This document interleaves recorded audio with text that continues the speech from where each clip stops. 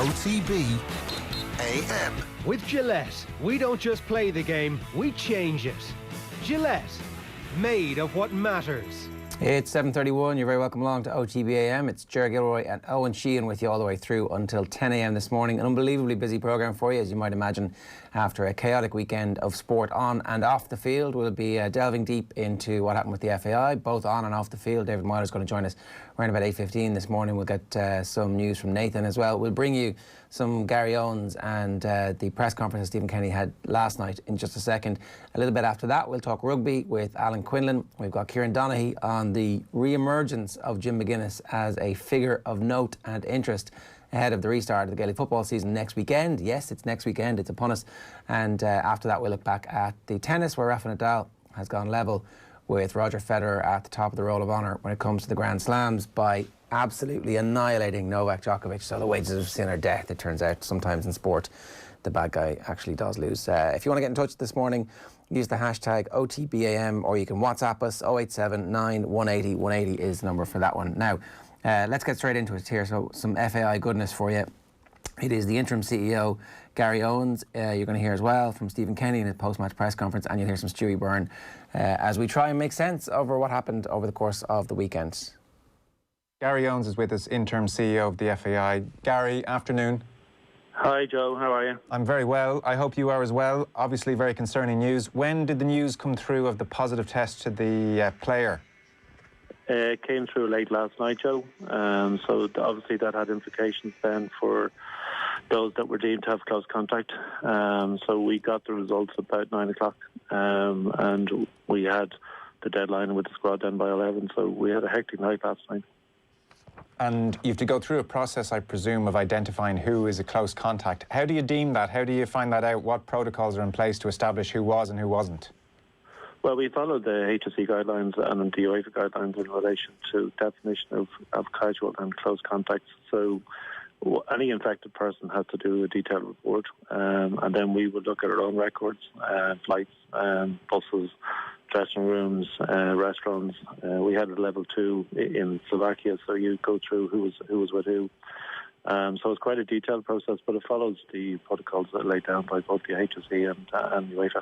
For privacy reasons, we're not naming the player who was tested positive, but we can certainly say that Callum Robinson, John Egan, Alan Brown and Callum O'Dowda have been deemed close contacts. Just to clarify, they're out of the Finland game regardless of whatever test they may or may not have. Well, I mean, anybody who's identified as a close contact of someone who with a positive test is out of the matches yet. Okay. It's been an eventful week, to say the least. Can we just look back on what happened around Slovakia for a moment and just get some clarification on a few points? As I understand it, a non-footballing positive occurred on Monday, and he was replaced by a colleague with the same skill set, and that new colleague tested negative on Tuesday before being admitted to the bubble and flew out to Bratislava. It was on Wednesday that person tested positive, Gary. Yeah, so he had to have a UEFA test. He had an under-21 test, so he had a UEFA test on Wednesday in Bratislava. We were then told very late on Wednesday evening that test was positive. We then had to immediately put in the protocols that we'd agreed. So that resulted in 2 players having close contact. And we then had discussions with the HSE around what that meant on most of Thursday. So the reality is they were sitting with 1.7 metres and they were wearing masks, and it was on a flight that was sanitized. So we were trying to make a case that the risk associated with it was acceptable, and we were having those discussions with the HSE. And as it turned out, the person had 2 negative tests since they'd come home. So just to clarify, this is a charter flight. Correct me where I'm wrong here. As I understand it, management team front of the plane, so Stephen Kenny and his backroom staff front of the plane. The players are in the section behind them. Behind the players then we have the backroom staff towards the rear half, the non-plane backroom staff. And then the final rows of the plane, they're for FAI officials. Is that about right? Is that the geography of the plane? Yeah, typically it is. But I mean, I think, Joe, to be honest, that's a bit of a red herring in terms of where people were sitting, because you basically do all the testing before people get on the plane. So everybody is deemed to be negative in line with the protocols. So you're not expecting anybody to be positive. And it was just luck that the two players went to the back of the plane. And to be honest, I think it's a bit of a red herring, to be honest, in relation to the overall problem. But it's not just luck if we have designated seating. Like, there's designated seating for a reason. And there's no need. This is a 3-hour flight. Like, I understand if you're walking down the corridor by someone, you don't necessarily have to, turn around. But when we're talking about 3 hours on a plane together, I don't think it's just necessarily down to luck, and the HSE guidelines are there for a reason. So Conley and Ida walk to the back of the plane. Just to be clear, the HSE guidelines don't dictate who sits where on the plane. No, I'm talking about the 2-metre guideline. So, I mean, I know it's close, and I accept it's close, and that's very unfortunate. To be fair, anybody could have ended up being positive. I mean, that's one of the issues at the moment that we have, is that you're deemed to be a negative at a point in time. So, sure. With the player that has ended up being positive, they had a negative test on Tuesday. So anybody on that plane could have ended up with a positive test. As it turned out, the person who had the positive test in Bratislava ended up having 2 negative tests. I understand that, but players missed the game, and it's a huge game, and Stephen Kenny's clearly upset with the whole situation. What I don't understand is when 2 players, Conley on his 4th away trip, Adamida on his 2nd away trip, walk to the back of the plane and they sit down, and I don't know, is that in your vicinity? Why does nobody say to them, go and sit with the other players? Like, there's going to be I understand there's an internal review happening. Like, I just don't understand why that wouldn't have happened. That's surely a big mistake. I think, listen, we are going to carry out a review with both, I think, UEFA and the HSE in relation to all the protocols that are in place. I think the fact that they were sitting on the plane, it could have actually happened to anybody. The reality was the plane was delayed. We were an hour and a half late. We were getting on the plane. Everyone was rushed to try and get up. The 2 players went down, and the 2 officials just sat in the middle of the plane, and we never said any more about it. It was as simple as that. And I think, to be honest, of all the issues that we're going to review, where people sit on the plane is probably the least issue, to be honest. I don't understand that, though. It's where they were sitting on the plane is the reason they missed the game. No, the reason they missed the game was because the person who actually had a positive test on Wednesday. Yeah. Effectively, that person ended up with 2 negative tests. So that could have happened to anybody, and it did happen. I mean, we've had a player now that is positive. And, there are 4 people now who can't play today because they've lost contact. Yeah, no, I get that. So, and look, there's no issue whatsoever with that. Like, that, we are in extraordinary circumstances, and that is going to happen, unfortunately. And so I fully accept that. Like, that is just deeply unlucky. But when there's an area on the plane for players who obviously, under the circumstances of a huge match, are probably very, very important, for obvious reasons. No one's health is more important than anyone. But in terms of getting these players onto the pitch safely, it doesn't make sense to me that you watch 2 players leave the group for 3 hours, sit at the back of the plane, not just keep them all together like that. I don't know. You're saying in your review that's not an issue at all. No, I think we review everything, but just think about what happened. We've had a positive player, and now we've 4 players who can't play. Sure. We had a positive team member on Tuesday or Wednesday when he was, and only 2 players couldn't play. Yeah. So actually having all the players together, in hindsight, I think we need to think about where people will sit on the plane and review it. But we've actually had 4 players out as a result of the players sitting together. I accept that, but it's probably difficult to keep players apart when they're so involved together. I would have said that on the flight, players giving it to each other is probably unavoidable, I would say, when there's a breakout. But a non-footballing member of staff on a plane giving it to a footballing member of staff, that would strike me as avoidable. Well, I think, everybody has clear roles and responsibilities that are on the plane, otherwise they wouldn't be there. So we need to review the roles and responsibilities we would have, but nobody travelled on the plane that we didn't need there.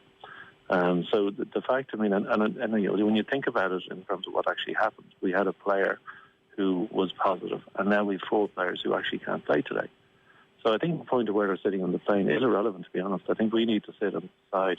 The assumption you're doing with all the protocols and all the tests beforehand is that everybody gets on the plane is actually negative. What has happened, and it is a lesson, is that subsequently these people some can become positive, and then it does have quite significant implications. So we do need to sit down and review that process with UEFA and the HSE in relation to the guidelines we've agreed with them. Okay, so you're not actually sure having the players sitting together is the best thing. That's what you're saying. Well, I'm saying we had the players. I mean, if you look at what happened with our positive test last night, we've now lost 4 players because they were sitting together. So I don't think where they were sitting on the plane is that relevant. I think what we've got to look at is the protocols that we're following, both with UEFA and the HSE. You're doing all the negative testing, so the assumption you have is everybody is getting on the plane is negative. So what's the solution then? Dan McDonald reported that squad members have queried whether plans should have involved a bigger plane. Did any of those squad members make that point to you, or a second plane? Well, we're looking. I mean, the reality is that there was 53 on the plane. If we followed those guidelines, we would have needed 4 planes. We would have only been able to fit 16 on the plane. And I think, Joe, that needs to form part of a review. We will look at that. But it's we're using the same plane that international teams are using. In fact, Wales are actually going home on the same plane that we travelled on. Sure. So I think it would be a huge financial burden for international teams if you have to comply with the 2-metre rule on the plane. And I'm not sure that's financially sustainable. And I think that needs to be fed in as well as part of the review with UEFA and HSE. Okay. UEFA, I suspect, are increasingly nervous about this situation, given the outbreaks, and there's more games to come. Next month, there's Wales, there's Bulgaria, there's Bosnia. Each of those matches is worth a lot of money. If those matches are cancelled, where does it leave the FAI regarding scheduled repayments to banks, Gary? Well, we've always assumed, we always assumed that we wouldn't qualify for the Euros. And in the absence of fans attending games, it doesn't have a huge impact, to be honest, Joe, because we're not getting any income. We can't sell tickets. So therefore, we already have sort of agreed terms with UEFA on TV rights, etc. So it won't have huge implications. I think UEFA will learn, and we'll all sit down and learn from. Bear in mind, this is the international football is probably the first sport to start competing on an international level where clubs are releasing players. And there's a bit to learn from that. We can review it, and we will sit down and try and seek a meeting with both the HSE and UEFA to try and see what we can learn from it. But I think they will be determined to play the matches. Okay. Connolly and Ida are back with their clubs. Are those clubs going to release them for the Finland game Wednesday, or is that even within the regulations? We're reviewing that at the moment with the HSE. I mean, on the basis that we've had 2 negative tests, we're trying to establish now whether the close contacts of that positive test would make the players available. And Stephen is dealing with that. He's concentrating on the match now at the moment. Sure. But he is looking to increase the squad for Finland. And what if the clubs say no, frankly? If they say, after all the messing, the positive test in the squad, will the FAI leave it be? Or if they're within their rights, will they demand the players are released? Listen, we need to have a reasonable relationship. We've had a very good relationship with both Brighton and Norwich. I mean, I was speaking to both of them. I mean, they were particularly concerned. That's why we didn't issue any communication around the 2 players. So I think we have a good, healthy relationship with them. And I think if we want players to play, I think they won't send them away. Okay. Have any other clubs requested the return of players? Well, we obviously have to communicate with the clubs on 4 players that have had close contact. And there's a formal process in place for that as well, and we would have communicated that to them this morning. Okay. And what if they do now in light of this positive, Gary? If clubs get on and say, look, we just don't like the look of this, can you release our players? What's the FAI stance on that? Well, we link in again with UEFA. I mean, there are clear rules around clubs having to release players. And clubs all over Europe are going to look at the learning this week. I mean, countries all over Europe have had difficulty with this. The pandemic is definitely causing issues. We need to deliver it in a safe environment, and we need to make sure the protocols are developed to learn from what's happened and convince the clubs that there isn't any additional risk. Okay. Nathan Murphy, I know you're standing by at the Viva Stadium. Anything else of note? I was just wondering, Gary, have you spoken to Stephen Kenny about this? Because he did seem very frustrated in his press conference yesterday, and you can't escape the fact that if Connolly and Ida had sat where they were meant to sit, that they would have been available to play on Thursday.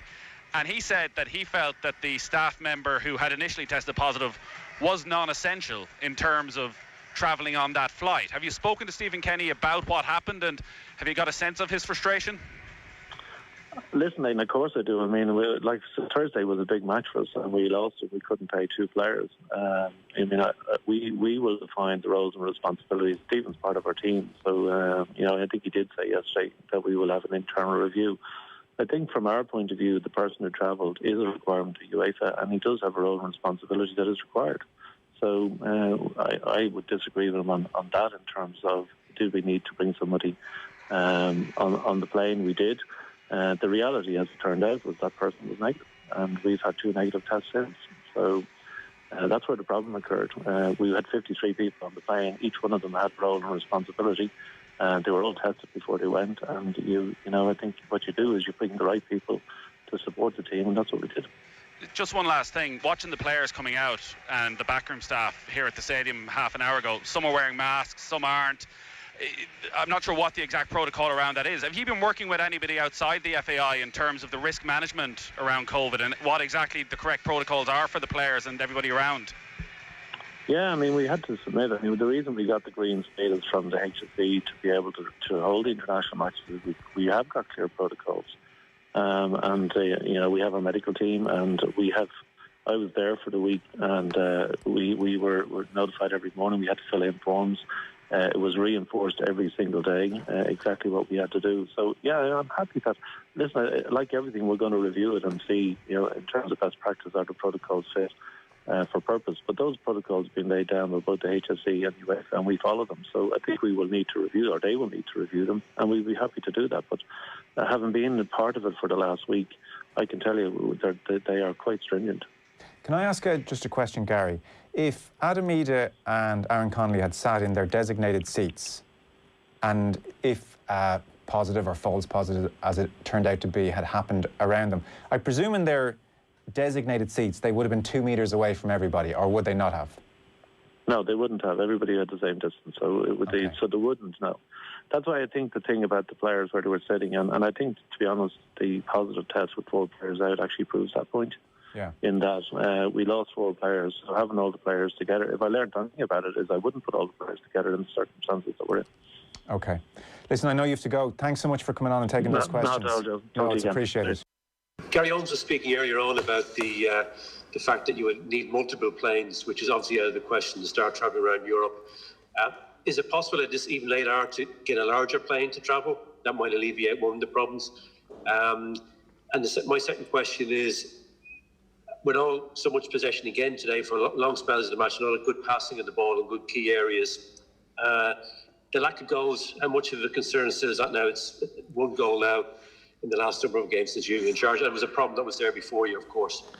Yeah, no, I think it's genuinely not something I'm concerned about. I think the fact that we had to make an incredible amount of changes at short notice today and put in a performance like that, it was brilliant from the players. And I think you seen the other night, a lot of pace missing from the team with all of the changes I've mentioned already. I've mentioned the players already. I think it isn't something that concerns me really. I think today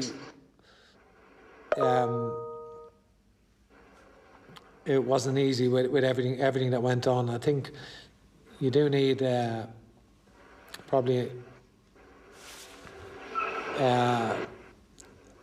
you can't miss so many, and expect to be prolific, but with the team we had. But I think I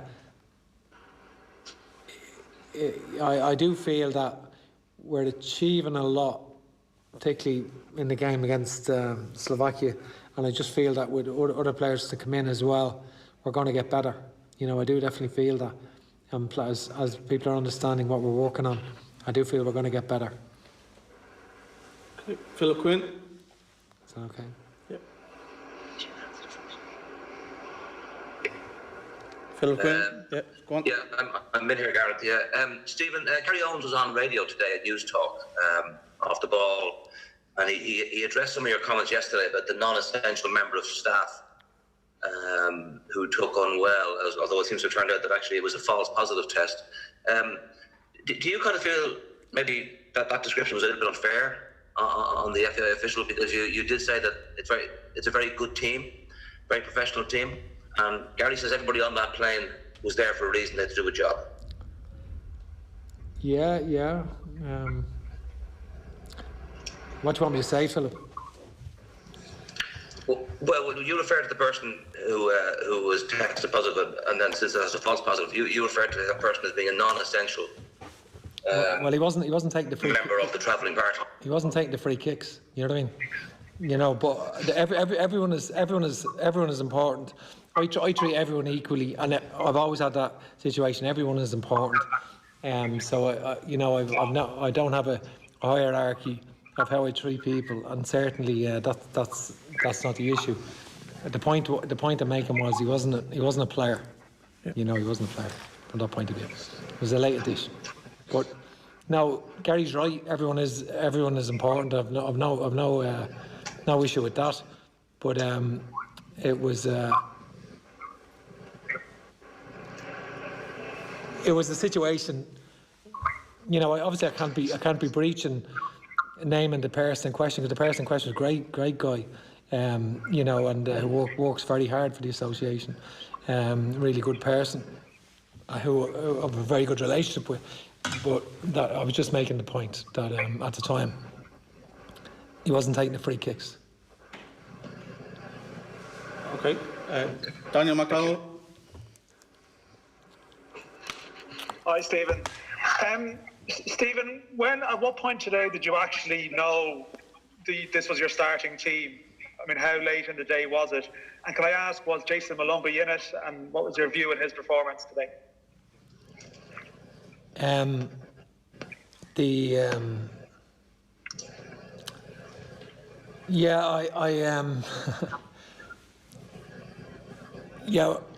Obviously picked the team before breakfast this morning. With the coaching staff, you know, Keith Andrews and Damien, Alan Kelly, Rudy Higgins. So picked the team, and I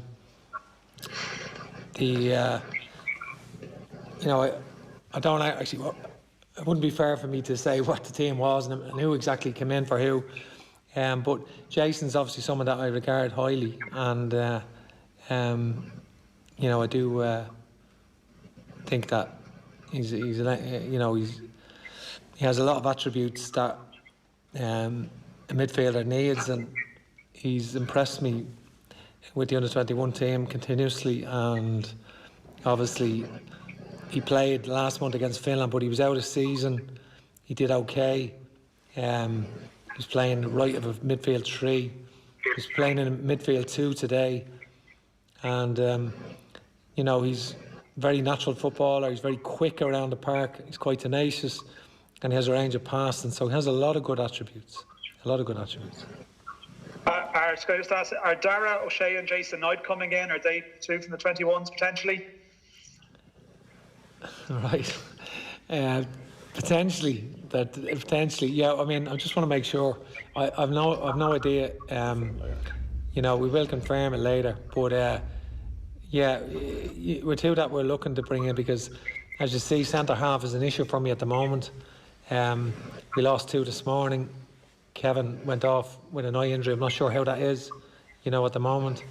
And Dara, the game in Finland is important for us, and so Dara is, and obviously with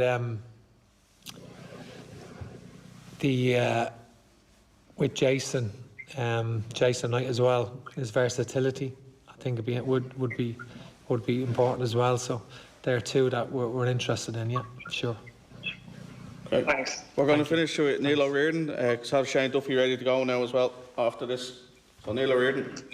Stephen, just 2 things. Sorry, could I clarify? Did you learn of the positive tests and the close contacts at the same time, or were they one after the other? If you know what I mean, like with a time lag.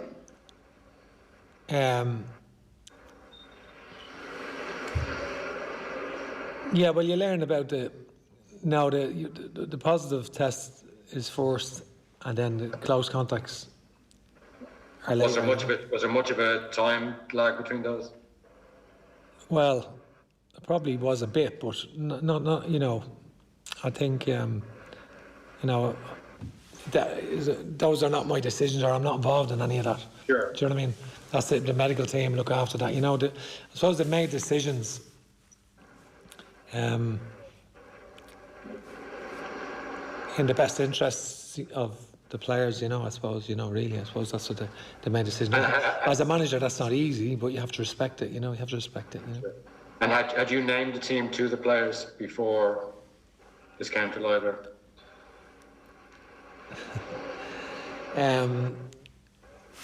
No, I hadn't actually. Okay. Sorry, one last one. You know, between injuries and COVID, there were 12 players from your initial squad missing. We think it's the first time in 45 years that you had a starting 11 born in Ireland, which is some statistic. Does that give you, with all that's gone on, I mean, there was a positive there in terms of a positive result.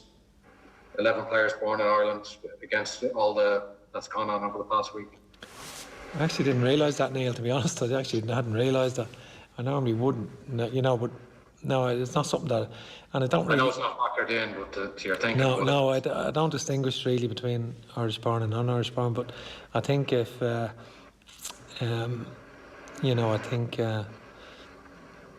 because as you see, I was very eager to bring back James McCarthy, Harry Arthur, and several other players, so I think it's not something that I'd even realise, to be honest, now that you pointed it out, but it's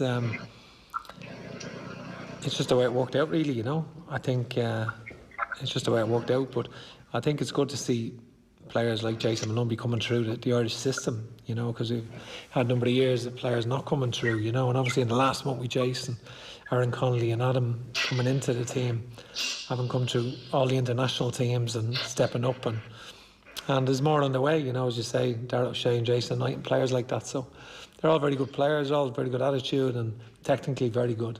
So it's so there is some you know, that's you know, there is some positive things to consider for sure. He's had injury problems around these games. Coleman, McCarthy, McGoldrick for today. He was missing 7 players today due to COVID-related issues. The story emerging earlier today, 5 more players, 1 positive case, 4 close contacts. A lot of questions again today with Gary Owens on off the ball earlier about where Ida and Connolly were sitting on the plane. Should they have been sitting there? Whose responsibility was that? What's your take on it all? I think the issue with Ida and Connolly, there's a kind of responsibility on the players, you know, during this period, that they're not making silly mistakes, that they adhere to guidelines, that, and it's not just for their benefits, for the benefit of everybody. But there's another significant point here as well. You know, managers these days go to the ends of the earth in detail in preparation to get some sort of an edge on the opposition. You know, you see all the amount of work that goes into the video stuff, the tactical stuff, looking at the opposition. It's now becoming obvious that during this period, whoever can stop their players from getting COVID-19 is going to have an edge. It's as simple as that. We've lost, was it 2 players the other night, and we've now lost 5 today, 7 players in 2 games. It's obvious to me that if you can get it into the heads of the players that it's, you know, the advantage here is to stay healthy and safe, and that may well be the difference. So it's an added detail. It may be a temporary thing. It won't be around for another year. It won't be around in a year or so. But now it seems to be making the difference. OTB AM on OTB Sports Radio, Ireland's first and only sports radio station. Friend of the pod? Peter Lorry almost set me back 2 years and then 1 15-minute lesson. That's all I want to say about that. He doesn't take advice very well, Gary. Peter couldn't teach a dog how to bark. I can vouch for that. OTB Sports Golf Weekly with Now TV, live every Thursday afternoon on OTB Sports Radio. Tune in 24/7 on the OTB Sports app. OTB AM. With Gillette, we don't just play the game, we change it. Gillette, made of what matters. Bang on 8 o'clock this morning. You're very welcome along to OTB AM. It's Ger Gilroy and Owen Sheehan with you all the way through until 10. We've got a very busy show and plenty to get our teeth stuck into over the course of the next 2 hours. If you want to get in touch, you can WhatsApp us on 0879 180 180, or of course, you can always use the hashtag OTBAM on Twitter or leave a comment on the YouTube stream, wherever or however you are consuming it this morning. You're very welcome. Great prize to give away to somebody listening or watching live this morning as well from Expert Electrical, €200 voucher. I'll tell you how to get that in just a couple of minutes' time. Good morning to you. How are you? Morning, Ger. How are things? I'm good. We'll talk COVID and the impact coronavirus had on the football team in a couple of minutes' time. A great point there by Stewie Byrne. Whoever manages to keep their players fit is going to be very successful, as in whoever manages to keep their players away from positive tests, all of a sudden washing your hands and maintaining social distancing and wearing masks might be the difference between winning an international tournament or a Champions League. We'll see, certainly as case numbers spike again right across Europe and around the world. But I do want to talk about something that's far more local and far more, I don't know, is it far more important? Jim McGuinness is back, Owen. Jim McGuinness is back. The last time we heard about Jim McGuinness potentially being back was before the 2017 All-Ireland final, I want to say. Maybe it was the year after. I think it was 2017. And there was links between Jim McGuinness and Mayo. And David Brady came to the Off the Ball studio and announced, sort of famously at the time, that Stephen Rochford has never spoken to Jim McGuinness in his life. When Jim McGuinness's name started to do the rounds yesterday and tweets started to be shared that he was in with the Galway footballers, all I was thinking to myself was that poor choice has never spoken to Jim McGuinness in his life, which of course is immediately untrue. They do go back a little bit, and he started to think that this thing maybe is a little bit true. Maybe this thing does have a little bit of legs. And then boom, yesterday evening, video footage actually emerges. All these little rumours that we hear from inter-county training, they can be wild. The one thing that they can never be usually is proven. And I was astonished, happily astonished, that video footage actually emerged of Power Choice, or of Jim McGuinness with the Galway footballers yesterday. Yeah, this is a real picture. It didn't happen. Shane Hannon, good morning to you. How are you? Not too bad, lads. Keeping well yourselves. This is the return of the GAA season, proper palace intrigue around who's training who's at training, what drills are they doing, and footage emerges. I was actually just thinking yesterday afternoon, by chance, that, geez, the inter-county season gets underway next weekend. It's been so quiet, we haven't even really talked about it. It's been quite under the radar, and then boom, Twitter provides a lovely video of Jim McGuinness leading the Galway training session, and now we're all talking about it. Yeah, let's have a look. Class. Let's have a look at the video. This is from Unsputta Dove on Twitter, and so apparently Tuam Stadium is surrounded by. That footage looks like it's from somebody in the actual arena, and that's clearly Jim. You can see. You know, with one of the pictures I saw yesterday on Twitter, the phone was. No, I hadn't turned the phone around. I was like, is that definitely, or is it just some other silver fox? And I saw a lot of people saying these drills are you know, super super advanced. They're like the oldest school hand-passing drills you've ever seen. And not done to perfection either as well. I saw people pointing out as well, but maybe they're just dusting off a few of the cobwebs. It's like they're safe in Division 1, you know, they don't need to go hell for leather the first couple of weeks. I'm with Shane here. In terms of hype before a new season, like, I'm not sure, is it just me? I was unbelievably excited for the new inter-county season as a result of seeing this yesterday. I was just thinking to myself, like, all the little things that teams are doing at the moment, trying to keep away from the public eye, trying to get themselves to a new level, whatever marginal gain they're trying to bring to the training ground. All of these things have been happening over the last couple of weeks, and we don't know about them. We know about 1% of all the little efforts that have been taken by inter-county teams because they've been so private, especially this year, in terms of keeping the public out. And when I saw this, I was like, oh, yeah, bring on the inter-county season. Bring on whatever madness is going to happen over the next little while. 50 days. It's from the start of the championship to the All-Ireland final, it's 50 days. It's the most condensed thing we've ever had. It's like a slightly longer... March Madness. Exactly. That's exactly what I was going to say. Slightly longer March Madness. Just one other thing just on that, the excitement point of view. Like, this is a thing that we've had to deal with in sport for quite a bit over the last couple of months, this idea of things not being hyped. And it's because, you know, media not being, say, in Slovakia last week. Just wait until the ball is thrown in this weekend or when the championship starts, and then it will set in. Like, I think a lot of people felt that way about the Slovakia game last Thursday, thinking to themselves, is this game really hyped up?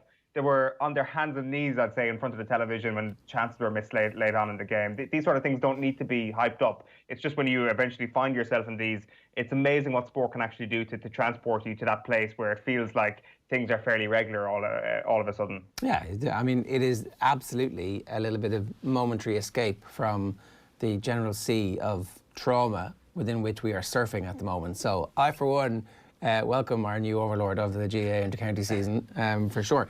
So this is my best deep throat. This is the bit where I should pull up the collar and be in shade. So we can confirm, OTB can confirm that McGuinness took the Galway footballers for a training session yesterday in Tuam. Luckily there's video footage there that you've seen, but our deep throat has told us a bit about this. Obviously Joyce and Jim played together in that brilliant Tralee IT forward line that Val Andrews put together back in '99. Michael Donlan was in that front six as well. Jim was brought in as a guest coach for the day. That's our information as it stands. This is like a, first date, you might say. Whether or not they're going steady, we're not sure.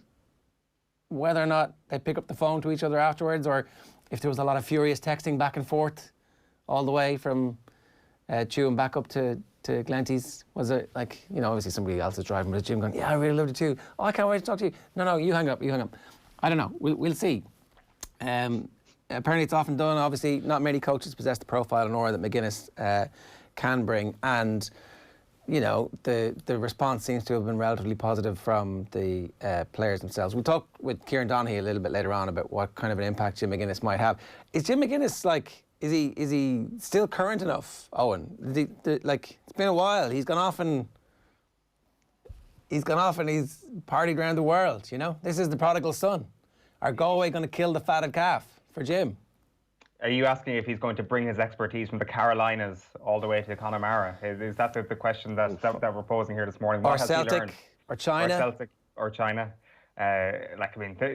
It's actually one little subculture that I always found amusing was how the people in the Carolinas really didn't have any time for Jim McGuinness and wanted him out immediately. It was like the Ben Garrett Brigade, but from day one, and they questioned his background and all of that.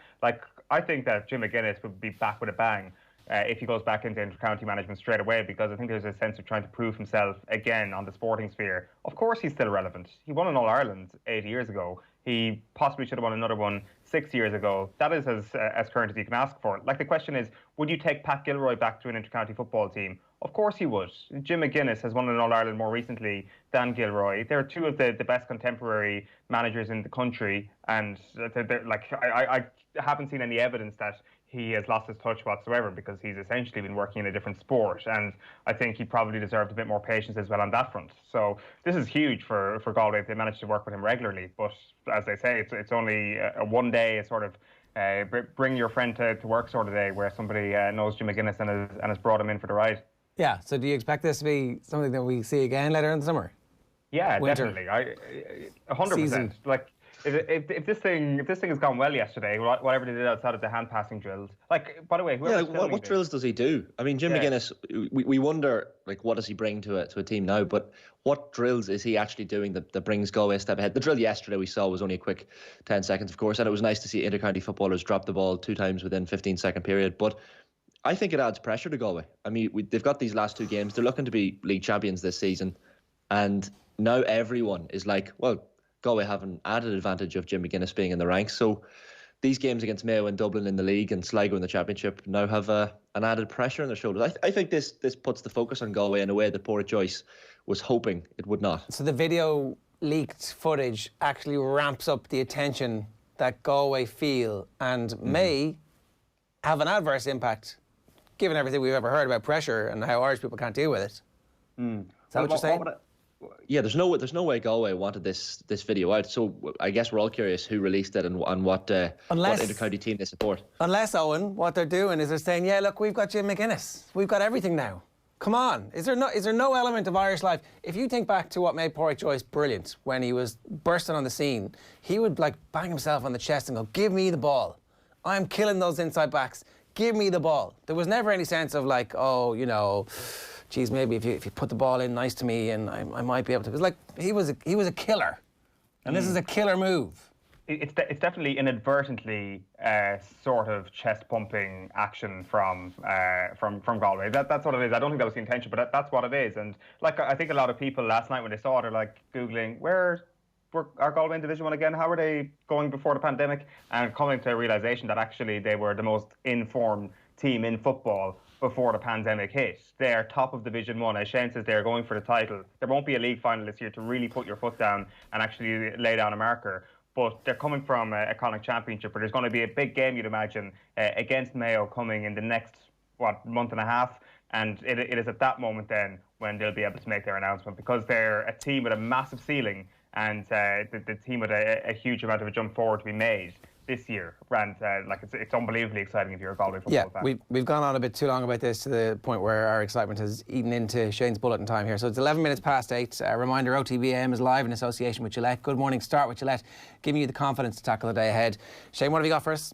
Yeah, well, you've already heard from Stephen Kenny this morning already, but the results of the latest round of FAI COVID-19 screening will be known later today. The squad are due to travel to Helsinki tomorrow ahead of their meeting with Finland in the Nations League. Adam Ida will return to that Irish squad, having missed Thursday's draw with Slovakia in the playoffs.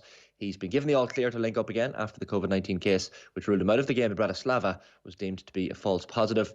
Dara O'Shea, Jason Knight, Ryan Manning and Ronan Curtis have also been called into the group.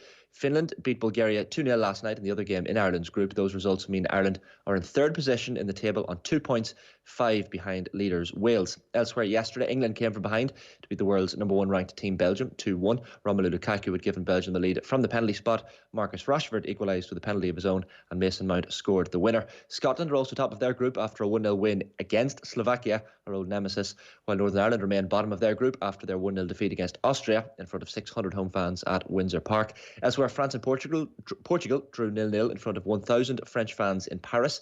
Erling Haaland scored his first international hat-trick as Norway cruised to a 4-0 win against Romania, and Frank de Boer's wait for a first win as boss of the Netherlands goes on after a goalless draw with Bosnia-Herzegovina. Some tennis news. Rafa Nadal admits it feels special to equal Roger Federer's record of 20 Grand Slam tennis titles. The Spaniard reached the milestone by winning the French Open yesterday for the 13th time in his career. He beat world number 1 Novak Djokovic in the final. We're all glad to see that, and says he's happy to have matched his great rival Federer. I'm just excited, and of course it's something that means a lot to me, and at the same time share this record between us that we had an amazing rivalry for such a long time. It's something in some way beautiful, I really believe, and let's see what's going on. The 2020 NBA season came to a close overnight, almost 4 months later than expected. The LA Lakers clinched a record-equaling 17th title, beating the Miami Heat 106-93 in Orlando for a 4-2 series win. It's a first championship in 10 years for the Lakers and a fourth for their star LeBron James with 3 different teams.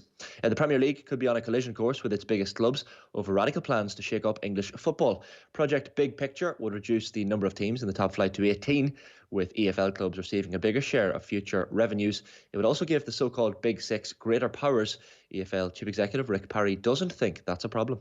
I would say they're exercising power with great responsibility, because why would they have to give 25% of the revenues to the pyramid? What does that actually achieve? What it does is to secure their commitment to English football. I mean, this is a massive demonstration of their commitment to English football.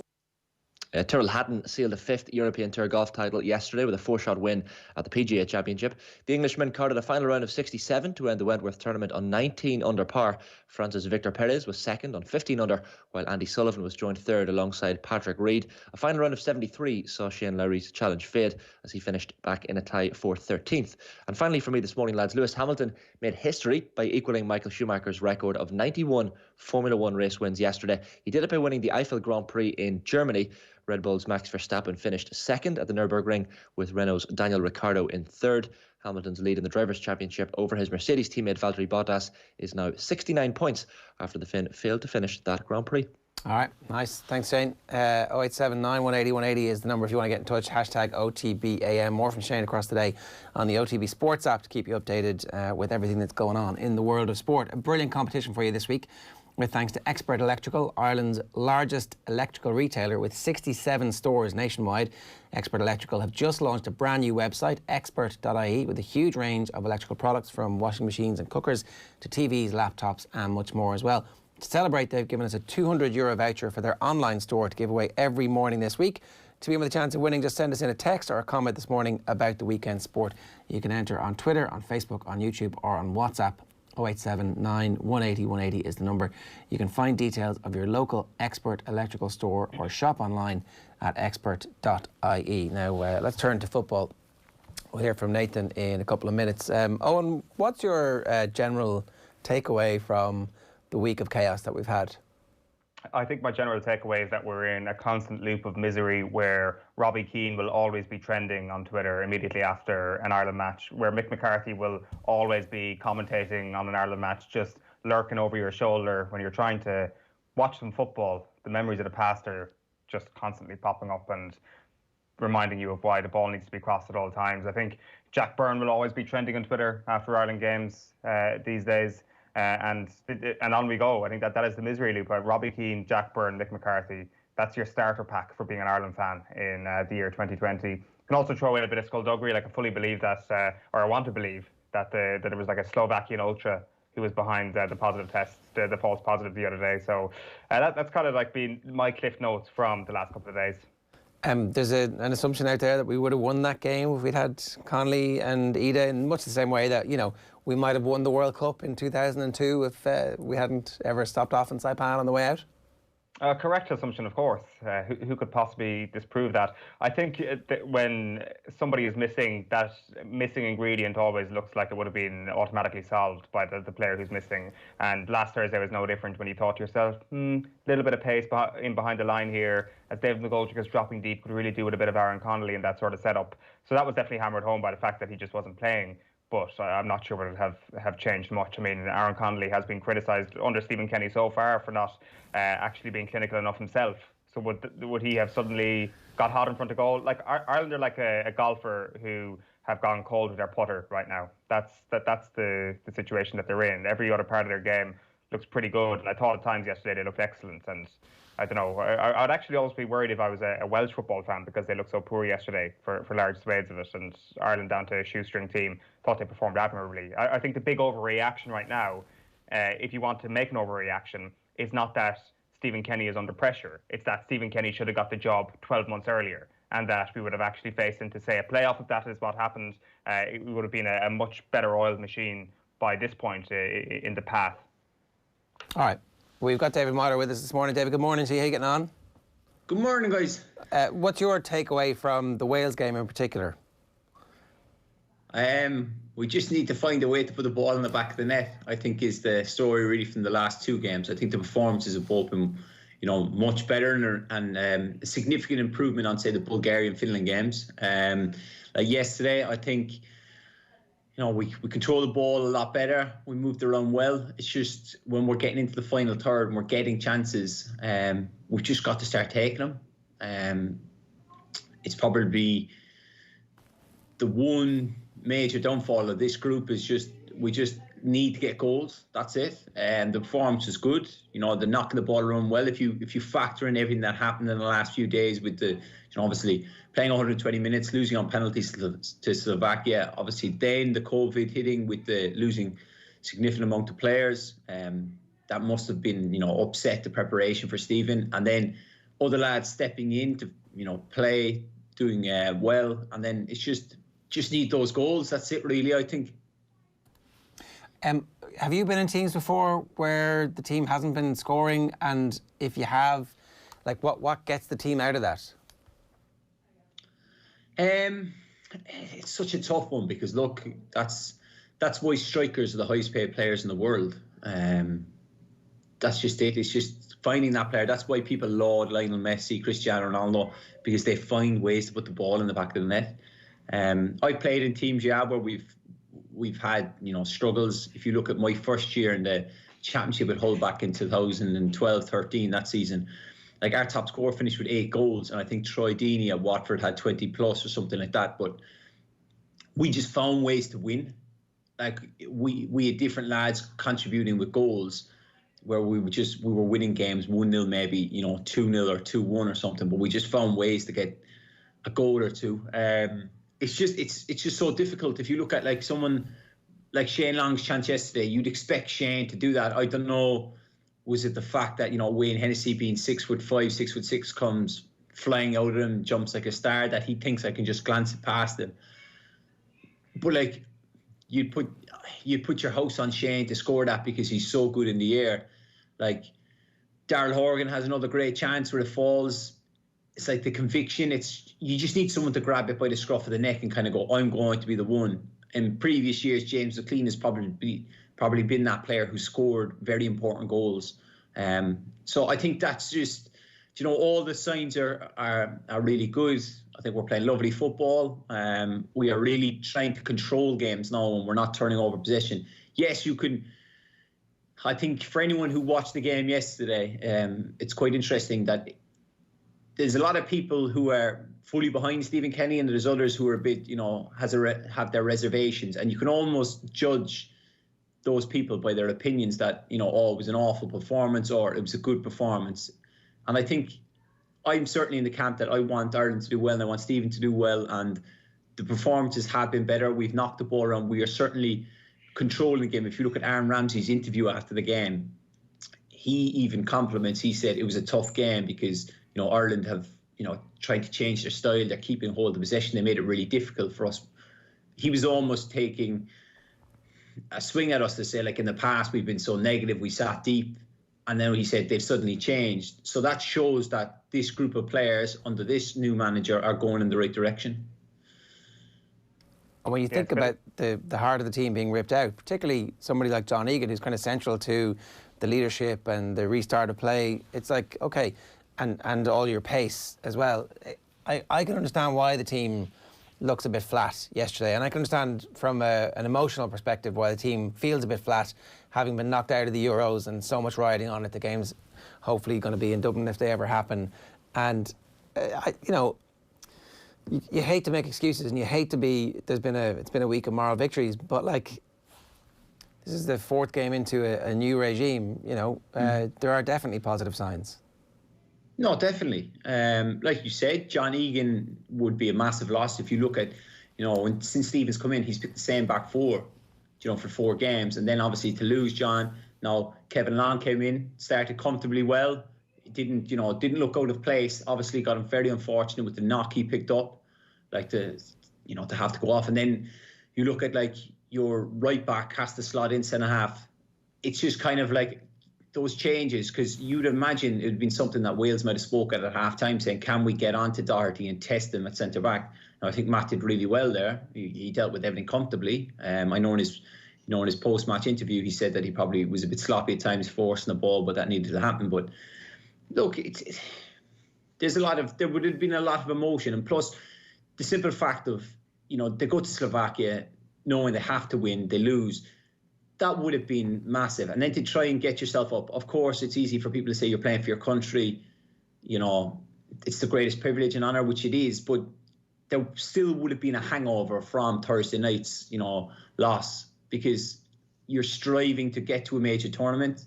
We haven't been blessed where every team that comes through in Ireland qualifies for every major tournament. So when that opportunity came Thursday night and then it's gone, it is hard to, get yourself up, because you're still thinking about your performance. What could I have done to,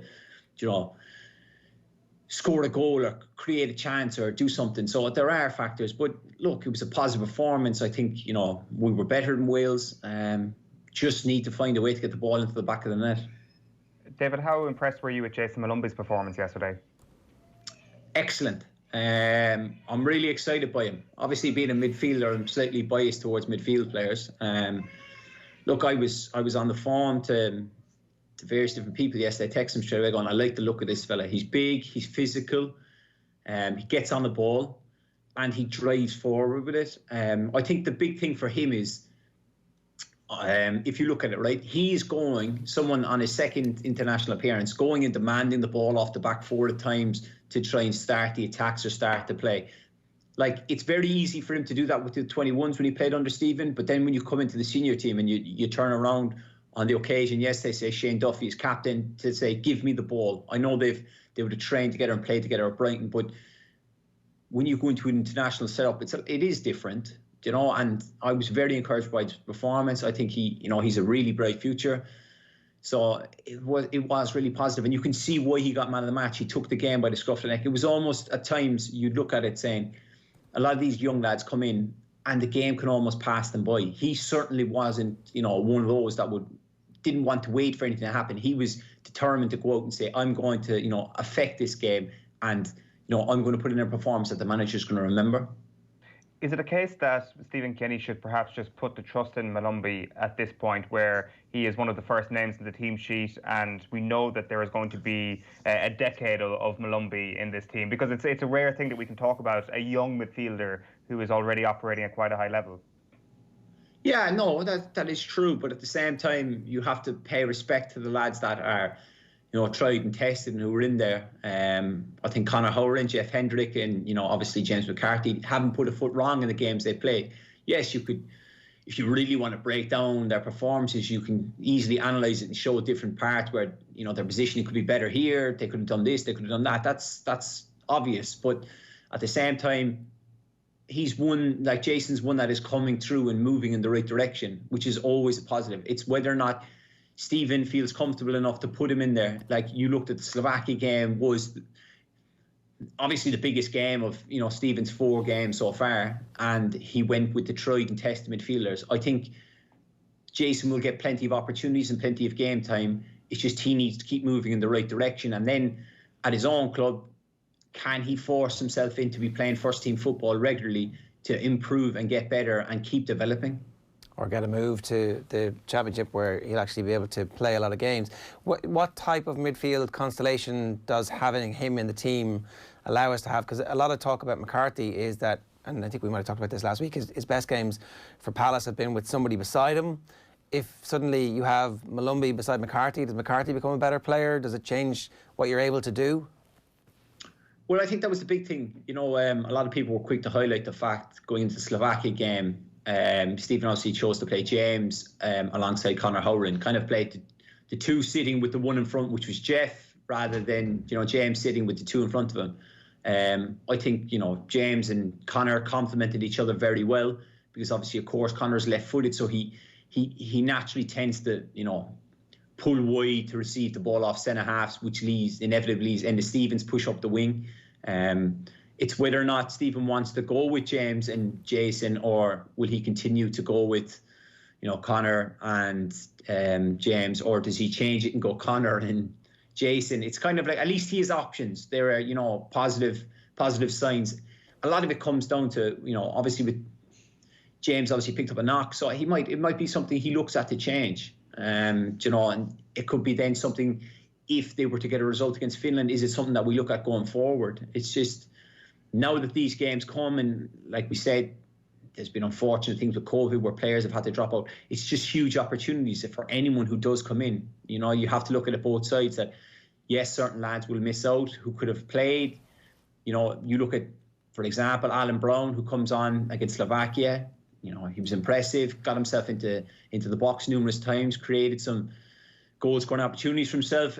Can he score? Yes, of course. I know he'll be disappointed with them, but would he have played the other day where Jason mightn't have played? You never know. But then Jason steps in and puts in a very good performance. So there's all those little factors. But again, the game comes against Finland. They've got to be ready. Josh Cullen came off the bench and made, I think it's his 3rd appearance, and that's his first proper competitive one. So that's him. He's obviously, and I don't think there's any doubt at all, this wasn't going to be another Declan Rice scenario. He's off in Anderlecht. He's playing at a high level there. He's 24 though, so he's not a kid either. What's his future in Ireland? Can he force his way into a first team? What type of player is he as well, for people who wouldn't have seen an awful lot of him? Well, I've been very, very impressed with him in the sense that a lot of lads don't want to make that move abroad. Like, he's going to Anderlecht, which is going to be difficult. Do you know what I mean? He's going to be playing top level football.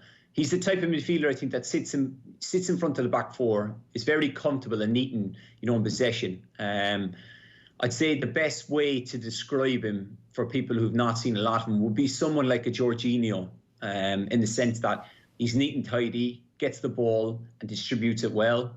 He's nothing flash, he's nothing over the top. He'll just look to keep, when he does play for Ireland, he'll look to keep Ireland ticking over in the sense of getting it, moving it from side to side, playing forward when he can. But he'll be that anchor man that won't light the world up, A lot of people would be quick to say like, oh, can you do this? Can you play forward? But he'll be one that will just keep it ticking, he'll be the one breaking up the play, just knocking it around and keep Ireland on the ball. Yeah. So again, I suppose that it's more options for them, and that's not a bad scenario for them to be in. Nathan's going to join us in just a moment. First though, what about the lack of goals in the Irish squad? Let's turn our attention to that. Here's Stewie Byrne and explaining why we all miss Robbie Keane. You can see that we're still transitioning as a group. The issue of scoring goals is still a bit of a problem. It's been a problem for years. So that's, in our last 3 years, 18 competitive games, and Ireland have scored 10 goals. Yeah, we take Robbie Keane out of the equation, and scoring goals has been a problem for the last 15 years. So unfortunately, we don't have that luxury. You can't get them kind of players anymore. They don't make them like that anymore. It's as simple as that. They're not coached like that anymore. So what we do need is we need a better understanding amongst the group that everybody is there to score goals. I think the way we play now will ultimately lead to that. I think the way we play now will create opportunities for for a much wider range of players, rather than maybe a couple of centre forwards or whatever the case may be.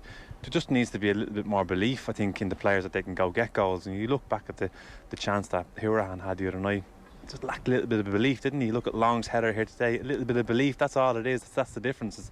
It's regardless of, and it doesn't matter what level you're playing at, whether you're playing in the Phoenix Park like yourself, or you're playing at top level. Never even got to that. Never even got to that. Whether you're playing at the top level, like belief is a huge thing, and it's fractions. It's fractions.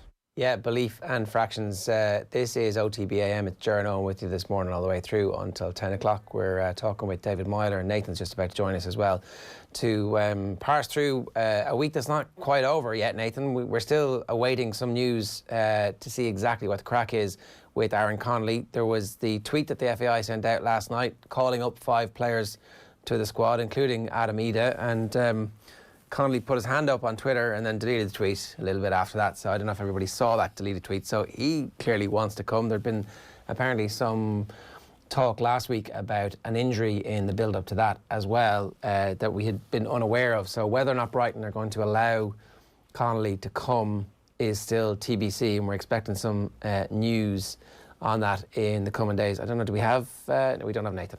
No, Nathan dropped there. So, okay. Connolly would make a big difference to this team, and it would be great to see him play 90 minutes against Finland, Owen. Without question, he's somebody who will represent that moment when Ireland will shift from a team that can't finish for their life into one that will end up scoring goals. He is our best chance of breaking that rut. Like, you put that point to David a moment ago, that how do you get out of a rut? The best way to get out of a rut is by having your best forwards in the pitch at all times, and Aaron Connolly has looked like one of the players who might create an opening in those first couple of games, in those first couple of Nations League games. So it's vital that he's back on the pitch sooner rather than later. I think there's still an opportunity here in this Nations League to do something, especially given how poor Wales looked at times yesterday. Like the Finland results previously was kind of put down to the fact that Ireland are a little bit rusty at the back. I think that theory has held up. I think the last couple of games have really allowed that theory to show that it was the truth, that those defenders just were not up to scratch at the start of the season. They just had a late finish to the previous season, weren't fully match sharp. And I think in the last couple of games they've looked more impressive. They haven't looked perfect. There have been opportunities, like, I mean, in Slovakia last Thursday night, there were some excellent opportunities given up against not the best team in the world. So there's still things to work on, but I just think the step forward has already been noticeable in the space of a month or so. All right, we've got David Meyler and Nathan with us again. Nathan, we were just talking about the Connolly scenario there. When do we expect some news today, and whether or not Connolly's going to be allowed to come back? Yeah, I think it'll be this morning, and it'll have to be this morning because they need to get the player in, they need to get him tested, and there's obviously any amount of protocols. He obviously wants to come back. It all depends on Brighton. In a typical scenario, it's an international window. They're competitive games. The club would have no choice.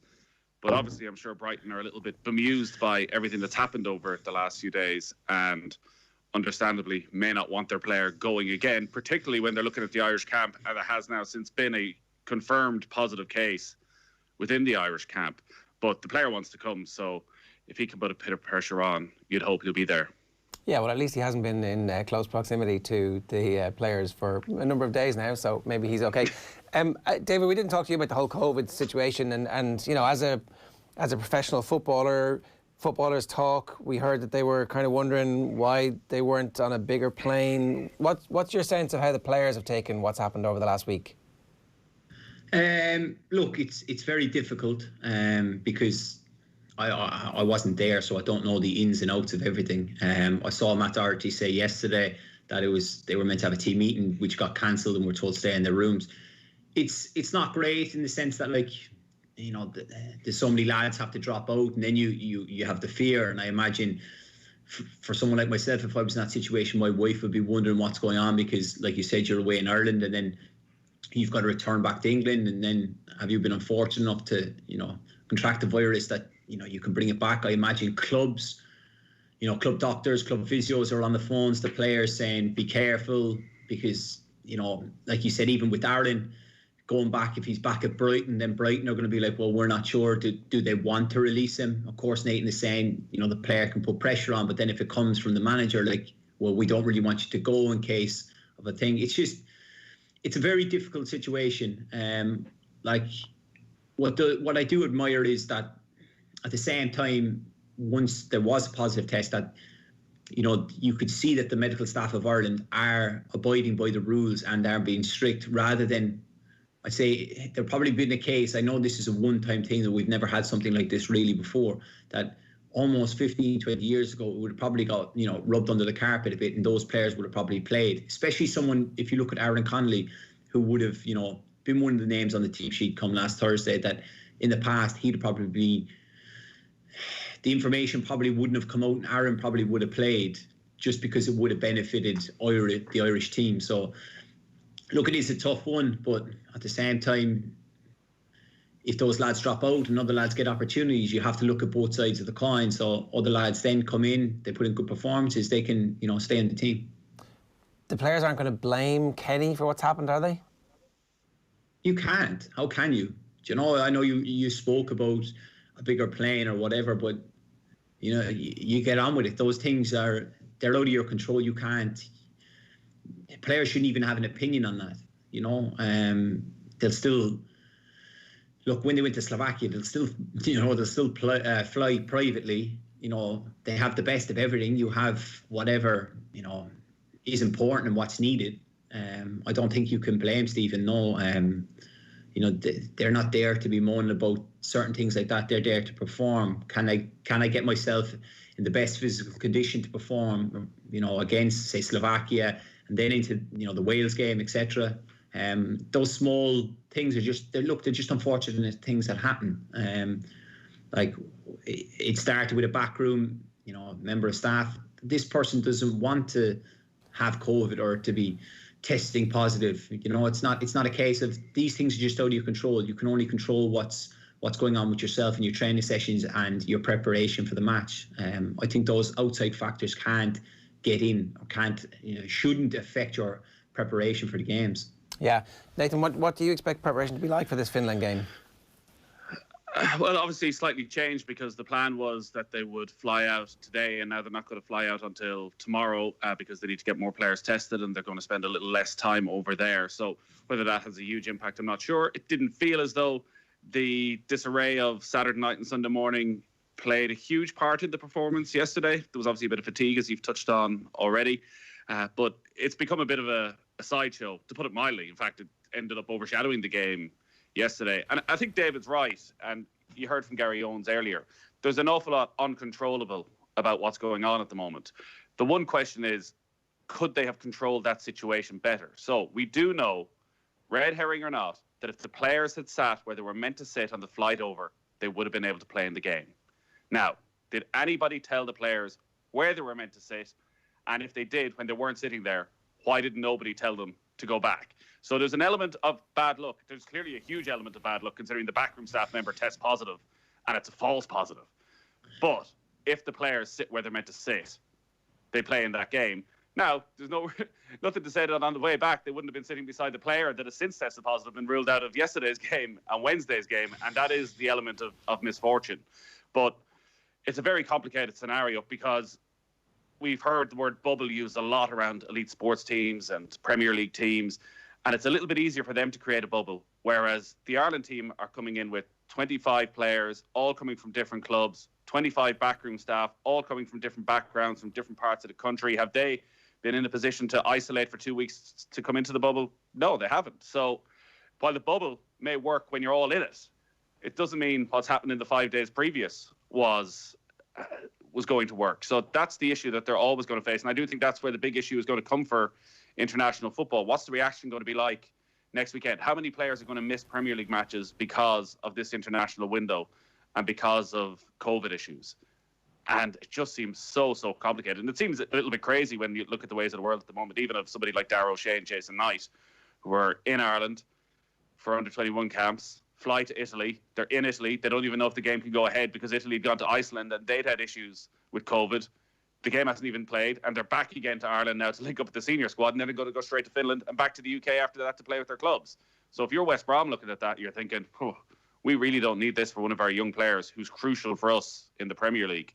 I think it's going to get very messy over the next month or so. And whether or not those games all go ahead in November is still, I guess, a little bit up for grabs. Who do you want to see playing against Finland, and who are you likely to see playing against Finland? I mean, obviously, at this stage, you know, he could experiment, but actually, I'd say Stephen Kenny really wants a win, really wants some goals, and probably won't be making too many changes. No, and he doesn't really have enough options, I guess, to make too many changes either. And they need a win in terms of the seedings for the World Cup draw. Ireland are right on the precipice of dropping from second down to third. So a win here would go a big way to keeping Ireland amongst those second seeds. I think Darragh O'Shea will probably come in and start straight away and make his debut at centre-back. Whether Kevin Long can recover or not in time, these players, some of them have played full, grueling game with all the emotional side of it over in Slovakia for 120 minutes and played 90 minutes yesterday. So they need a break. I expect Jason Malumbi will start once again. Enda Stevens, I thought, was excellent over the 2 games and has been one of the players who looks like a key part of the transformation under Stephen Kenny. The full-backs are doing the right thing all the time. Some of the other players who came in, Jason Knight may add a little bit of energy in there, and Seanie Maguire may get a start ahead of Shane Long. Obviously, a lot of the eyes in Ireland are going to be, does Jack Byrne finally get his game? He was the one outfield player who didn't get off the bench yesterday, and you'd have to imagine he'll get a few minutes. But options-wise, it's very difficult to predict a team because what are the players like after yesterday? Back, 3rd game in 7 days. What are the players like who are arriving in late into the squad? I'd imagine we'll see 3-4 changes again, but unfortunately for some of those players, they're going to have to go and play that 3rd game of the week. Yeah, but David, physically, I guess footballers want to play football. Is 3 games in 7 days at the outer limit of what you're able to do, or are you feeling, okay, I've come through those games, my body's actually responded relatively well? You know, this is what pre-season was about. No, exactly. Look, everybody will be putting their hand up to play. Anyone who played the other day, I know, you know, Nathan's talking about lads will be tired, but at the same time, you know, international appearances and games don't come around so regularly that you can, you know, afford to miss games. Everybody will be putting their hand up. If you looked at Matt, you know, his interview after, he said, I won't use tiredness as an excuse. Like, they'll all be saying, I want to play. Like, I know Nathan touched on Kevin Long. I imagine he's back in, you know, the hotel room icing up to make sure that, you know, that black eye or that swollen eye is gone so that he can be fit and available. You know, obviously these young lads coming in now, a lot of them will be trying to impress the manager in the next 24 hours to try and get some, you know, game time. So I imagine, look, I think it'll be quite similar. The team, I can probably see Darragh O'Shea maybe, because he's played in the Premier League, as Nathan said, so he could come in depending on Kevin. I think the midfield will stay the same. I think James, obviously, is out, so they'll have to bring in a replacement. And of course, Adam Ida has been brought back in. Whether or not Aaron Connolly comes in, will probably go in. So yes, there probably will be 3 or 4 changes, but the remaining core will probably stay the exact same. And if you're Kenny, I don't know how much the players ever think about the seeding for the World Cup draws, but that's hugely important from his perspective.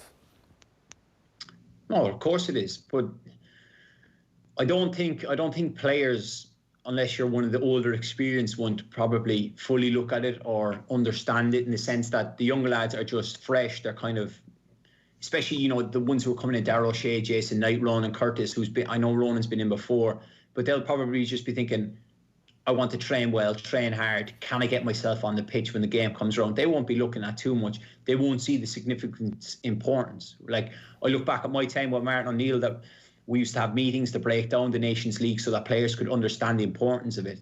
And it was only, look, to this day, I probably still don't understand it fully. I have a better idea of it. Don't ask Nathan about it, though. Whatever you do not ask Nathan. We'll be here for an hour. Yeah, well, even so, when I sat down to watch the Slovakia game the other day, obviously it's the Nations League, but it's for the Euros. And then my wife is asking me, and she said, well, who are they playing Wales in? I said, that's the Nations League. But it's like, well, you just played. And I said, look, I'm not sitting down trying to explain to you. But at the same time, these lads are coming in. They're only concerned on trying to get on the pitch and play. That's the most important thing. And look, whether you understand it or don't understand it, if they're getting, results and winning games, that's only good. So that's got to be the aim. There's just been a lack of goals. If we can start scoring goals, then everything will change. Speaking of scoring goals, why is Michael Obafemi not in the squad? Here's a tweet from Kieran Hartigan. Michael Obafemi, Will Smallbone not in the squad. Baffling to say the least.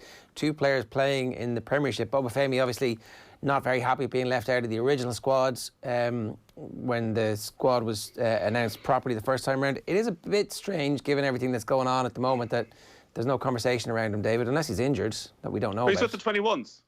And the 21s, presuming that game against Italy takes place, is a huge game. So I suspect Stephen Kenny looked at the attacking options he has, and he still has Shane Long, Seanie Maguire, Adam Ida is now in with the squad as well. So did he need Michael Obafemi?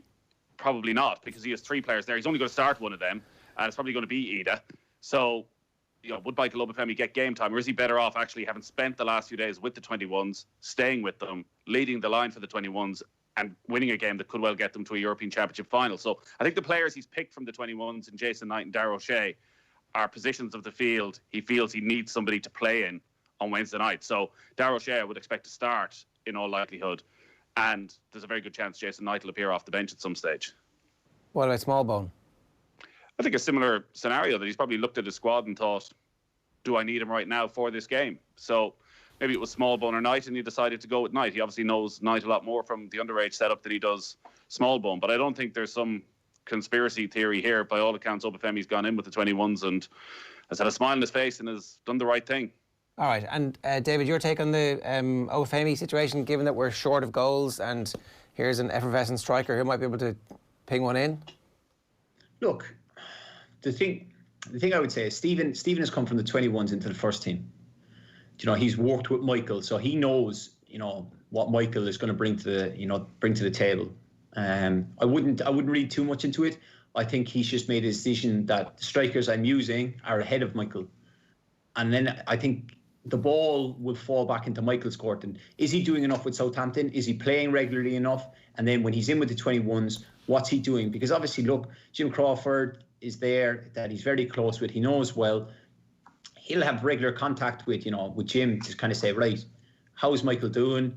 Is he going to benefit me if I call him up? Is he going to make an impact into the team? I think those will be conversations that are had, behind closed doors, and he'll have an understanding. And that probably at the moment, if you were to look at it, Michael's probably not doing enough to, warrant a place in, the first team setup.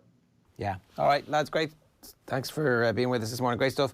To David Motter, my thanks, and to Nathan as well. And obviously more analysis coming your way across the day on OTB Sports and on the show this evening from 7 o'clock. Obviously, as we get news about whether or not Aaron Connolly has been officially allowed to rejoin, or is officially rejoining, or is not officially rejoining for whatever reason, he might not be officially rejoining, we will bring that to you as soon as we possibly can. It's 8:49 this morning. It is time for the papers. OTB AM. So we'll start with the homepage of otbsports.com. That's a red herring. FAI's Gary Owens on plane seating and COVID positive. Not quite wearing his mask right there, is he? UEFA sold us a pup, says Niall Quinn, on blaming the FAI for Ireland's COVID issues. An impassioned defence of his former colleagues last night on Virgin Media. 5 Republic of Ireland players to miss Wales clash after one COVID-19 case. Stephen Kenny on the future of international football in the climate of COVID. And it was the right call. Colm Keys backs the GAA's decision to suspend club activities. Not a single one of those stories on the homepage not COVID related at the moment, Owen. That'll tell you where we are in the world. A reminder, of course, OTB AM live in association with Gillette. Good morning. Start with Gillette, giving you the confidence to tackle the day ahead. COVID hits and too many misses is the front page headline on the front of the Irish Independent sports section this morning. It's a picture of Robbie Brady. Larmour out for 10 weeks. Really bad news for Leinster and for Ireland. He's going to miss the Six Nations with a bad shoulder injury. but opportunity knocks for rookies on the rise, says Cian Tracy. GAA's need to learn lessons. Leach hurling boss Eddie Brennan tells Michael Verney Croker's top brass must act on what the pandemic has taught them about fixtures. The longest day is the Stars front page headline, and that's Kevin Long receiving treatment before he goes off. Wake goes on for a maiden win, so still winless for Stephen Kenny. The Irish Independent, a missed opportunity here instead of just making the headline dominant. I surprised myself a little bit. This is Sunita Puspor, #dominant, adds second Euro gold as Ireland take home 4 medals. No sign of a press release getting her name wrong yesterday, so things are obviously looking up in the Department of Sport. The Daily Telegraph front page headline, United and Liverpool plan football's biggest shake-up in a generation. They're trying to use the opportunity of the crisis to, I suppose, shore up as opposed to even make stronger, because they're already in charge of football essentially in England. We'll do more on that during the week. Bubble burst, controversy and confusion over Irish squad's COVID protocols. This is a review. Ultimately, I think, Owen, the whole point about the review is what's going to happen. Like, the interim CEO is leaving anyway, so the fair necessities, Gary Owens and Stephen Kenny were last night at odds. The fallout from Ireland's failure to qualify for Euro 2020 continued. That's Neil O'Riordan talking about the story. One football in the grave. Kenny fears games will be called off. It's a good chance that it will be. Would you Adam and Eve it? Is the headline on the Mirror.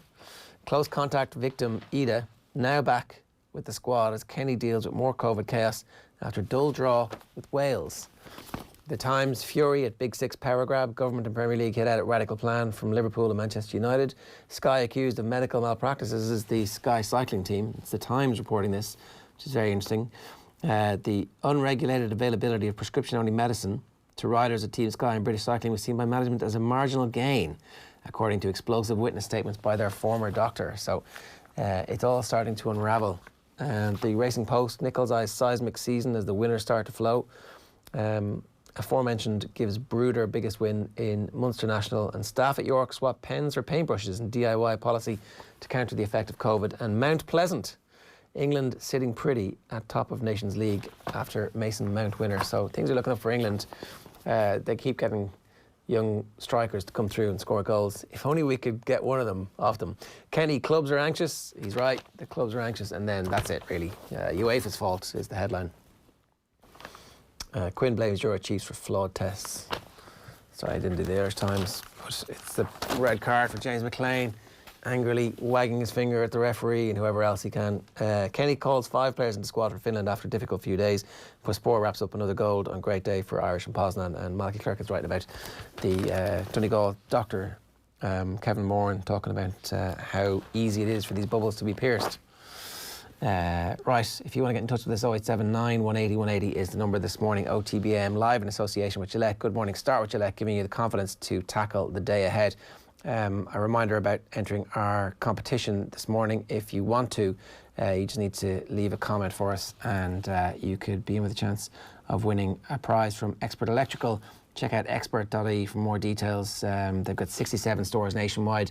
Irish owned, Irish operated, so if you want to shop locally this Christmas season, now's a great time to nip around to Expert Electrical. You can find details of your local store or shop online at expert.ie. You just need to leave a comment for us here on Twitter, Facebook, YouTube, or WhatsApp us 0879 180 180. We've got a €200 voucher for their online store to give away every morning this week. Their brand new website, check it out, expert.ie is the address for that one. Now, we're going to turn our attention to rugby, and just a couple of minutes' time we'll hear from Alan Quinlan. In the meantime, Owen, is there anything else from the papers today that you wanted to chat through? This story of the what's happened over the last couple of days is really interesting. We'll get back into it during our pressure rankings a little bit later on, but the blame game and the pointing of fingers with regards to what's happened with the Ireland camp over the last couple of days has been quite interesting. I mean, you've seen it there in a lot of the back pages. The fact that Niall Quinn said that UEFA sold the FAI a pup was an interesting way of apportioning blame on all of this. Like, I definitely have a lot of sympathy for the FAI over what's happened over the last couple of days, but I definitely wasn't concerned about UEFA's role in all of this or what they've done. Like, I mean, selling someone a pup, I think that there was just an accident. I think this is something that happens with testing at the moment. It's not perfect, and it's not perfect anywhere in the world. There's always going to be a margin of error. Is there kind of a little bit of, shit happens in relation to this? And yes, there will be a review conducted, and yes, we hope that accidents don't happen again in the future. But I don't know, maybe it's too forgiving to suggest that it's just a catalogue of bizarre things that have happened here, but that's certainly what it looks like to me. And even when you kind of break down the plane situation, as Nathan was talking about earlier on, about the fact that if Connolly and Ida hadn't moved seats, they would have been available. As true as that is, the review that the FAI will carry out might actually suggest that players shouldn't be sitting beside each other in the first place anyway, because if you do clarify that you want all your players to be fit, then keeping them apart is probably a smart idea, because it's if one of them impossible. gets infected, then you pull down.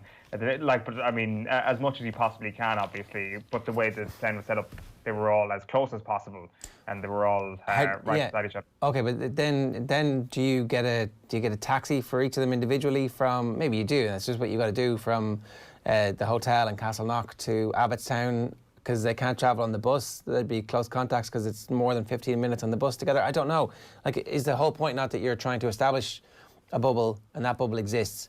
It's when something comes into that bubble that the bubble bursts. And that seems to have been the bit where this all broke down. It does seem ludicrous that we're having all these conversations about planes and logistics around the FAI again. It's just they're haunted. Maybe Abbottstown and maybe the FAI office is built on an ancient tribal burial ground. The ghost of some Celtic warrior is actually buried under there, and the bones have not been interred properly, or we haven't paid due deference to it. But something somewhere along the line has cursed this association, and they cannot escape.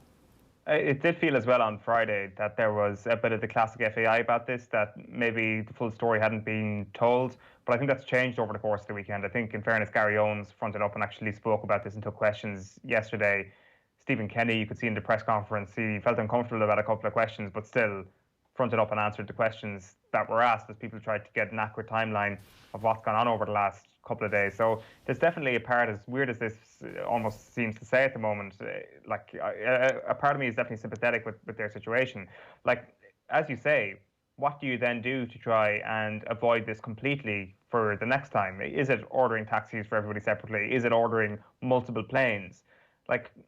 First of all, can the FAI be affording to do such a thing after what's happened in previous years? No. But also, how bad would that look in the middle of a global recession that is about to break out, where it's like these footballers are ordering 4 planes? It's a bigger plane. It's a bigger plane you're looking for as opposed to multiple planes. That's the solution, because you can't be hiring multiple planes. It's, a really horrific thing to be doing to the environment as the Earth cooks. The Earth is cooking in the midst of this pandemic too, which is something that we should probably be reminding ourselves of as often as we possibly can. It's 8:58 this morning. We've got Alan Quinlan with us to talk about the weekend just passed and to begin the look ahead, I think, to what's coming next. The breaking news over the last 24 hours or so is that Jordan Larmour's out for 10 weeks with a dislocated shoulder. Alan, I think you know a thing or two about dislocated shoulders. Yeah, I do, unfortunately. I'm not sure if it's 100% confirmed yet, but it's a tough injury to get. Unlucky, lots of rugby players get him. I feel sorry for him because he's someone who would have been vitally important in the next period of time for Andy Farrell and the Irish team. So it's a disappointing one and very frustrating for him personally, and he'll be a big loss to Ireland. It is a stage of his career where he's just about nailing down a regularity in terms of a nailed-on position with Leinster, and it seemed like a nailed-on position with Ireland, and where you kind of get the benefit of that first 15 caps, where suddenly you're not looking over your shoulder the whole time, and you begin to fully understand what the matchday rhythm is like and what the ratcheted up pressure and intensity are actually like at international level as well. Yeah, he's matured a lot. I think he flew onto the scene a couple of years ago, and his ability to play is just phenomenal. His footwork, his pace, his general skill. The question marks, I suppose, were, and it happens for any fullback, is how you cope under the high ball. That's where most of the scrutiny comes from. And I think in recent weeks he's been put on the wing, and Hugo Keenan has played at fullback. So Stockdale is playing fullback for Ulster. So they're kind of interesting things that are happening. But Jordan Larmour is a fantastic player with just natural ability and an ability to find a gap. We probably haven't seen as much of him in open space or getting as much ball since the lockdown came back. But he's someone who's matured a lot. He's still very, very young and has played so much rugby in the last couple of years. That's such a natural talent, and it's tough for him. Dealing with these injuries are part and parcel of the game. Sometimes players don't ever get those kind of serious ones, but unfortunately it's part and parcel of it. I had plenty of them myself, and he's going to have to try and, probably not sure yet whether he gets surgery or not, or how they address the issue, but he's going to be out for a while, and it's a big blow. But look, it's part and parcel of it, as I said. He was name-checked as well by Warren Gatland as one of those players who he would be interested in from a Lions perspective. So there's a lot on the line. It's a really important time for him to, to try and not rush back, but at the same time to come back ready to go. Yeah, look, and he's someone that would definitely come into contention for the Lions. Lions always depends on how the Six Nations go, the previous, just before the tour, but it might be a blessing in disguise. He get a bit of a break now, and he's a lot of rugby played in the last few years, and would come back and be in contention. So you can't rush these things.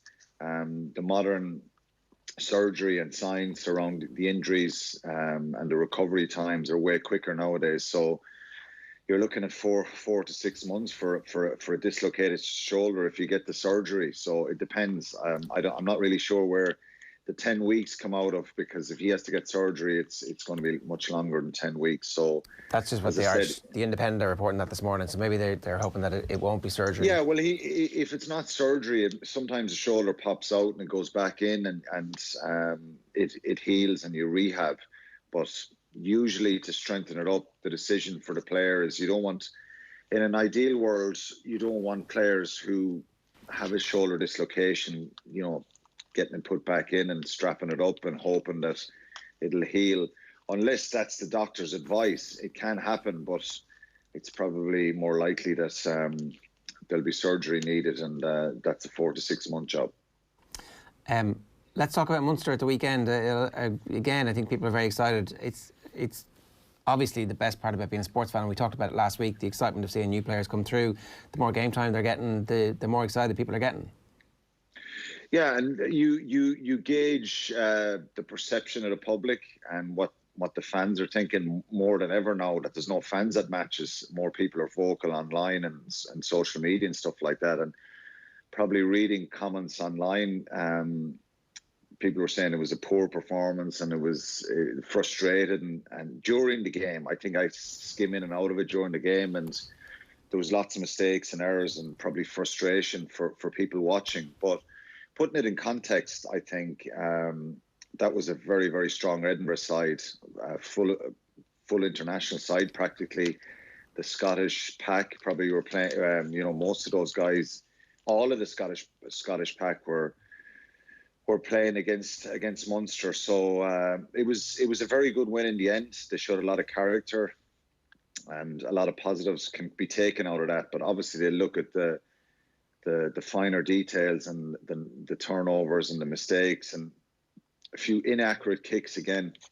I think there's a huge amount of scrutiny on the kicking, and people, again, it's perception, because if you look at the stats, the previous weekend in the Pro 14, Munster kicked the least amount out of the 4 provinces in the Pro 14 the previous weekend. But it's, if you have 1 or 2 really bad kicks or kicks that you shouldn't do, going back to, the kick inside the 22 against the Scarlets by Craig Casey, they're the ones people remember. So bad kicks get more focus, and there was a couple the other night again. But look, they tried to play. I thought that, they're missing a lot of the frontliners the other night, and a lot of young players stepped up, and it was a real physical test for them. So I think they can take a lot out of that, and to get 2 wins against 2 very, very strong sides. Scarlets had all their Welsh internationals the week before, and like I said, Edinburgh had, a full team that went to Thomond Park on Saturday night. So to grind out a win like that can help a lot. What about the halfback partnership? Yeah, they were very good. I think, Craig Casey got a bit of criticism last week, as I said, and things didn't go his way against the Scarlets, but he was brilliant the other night.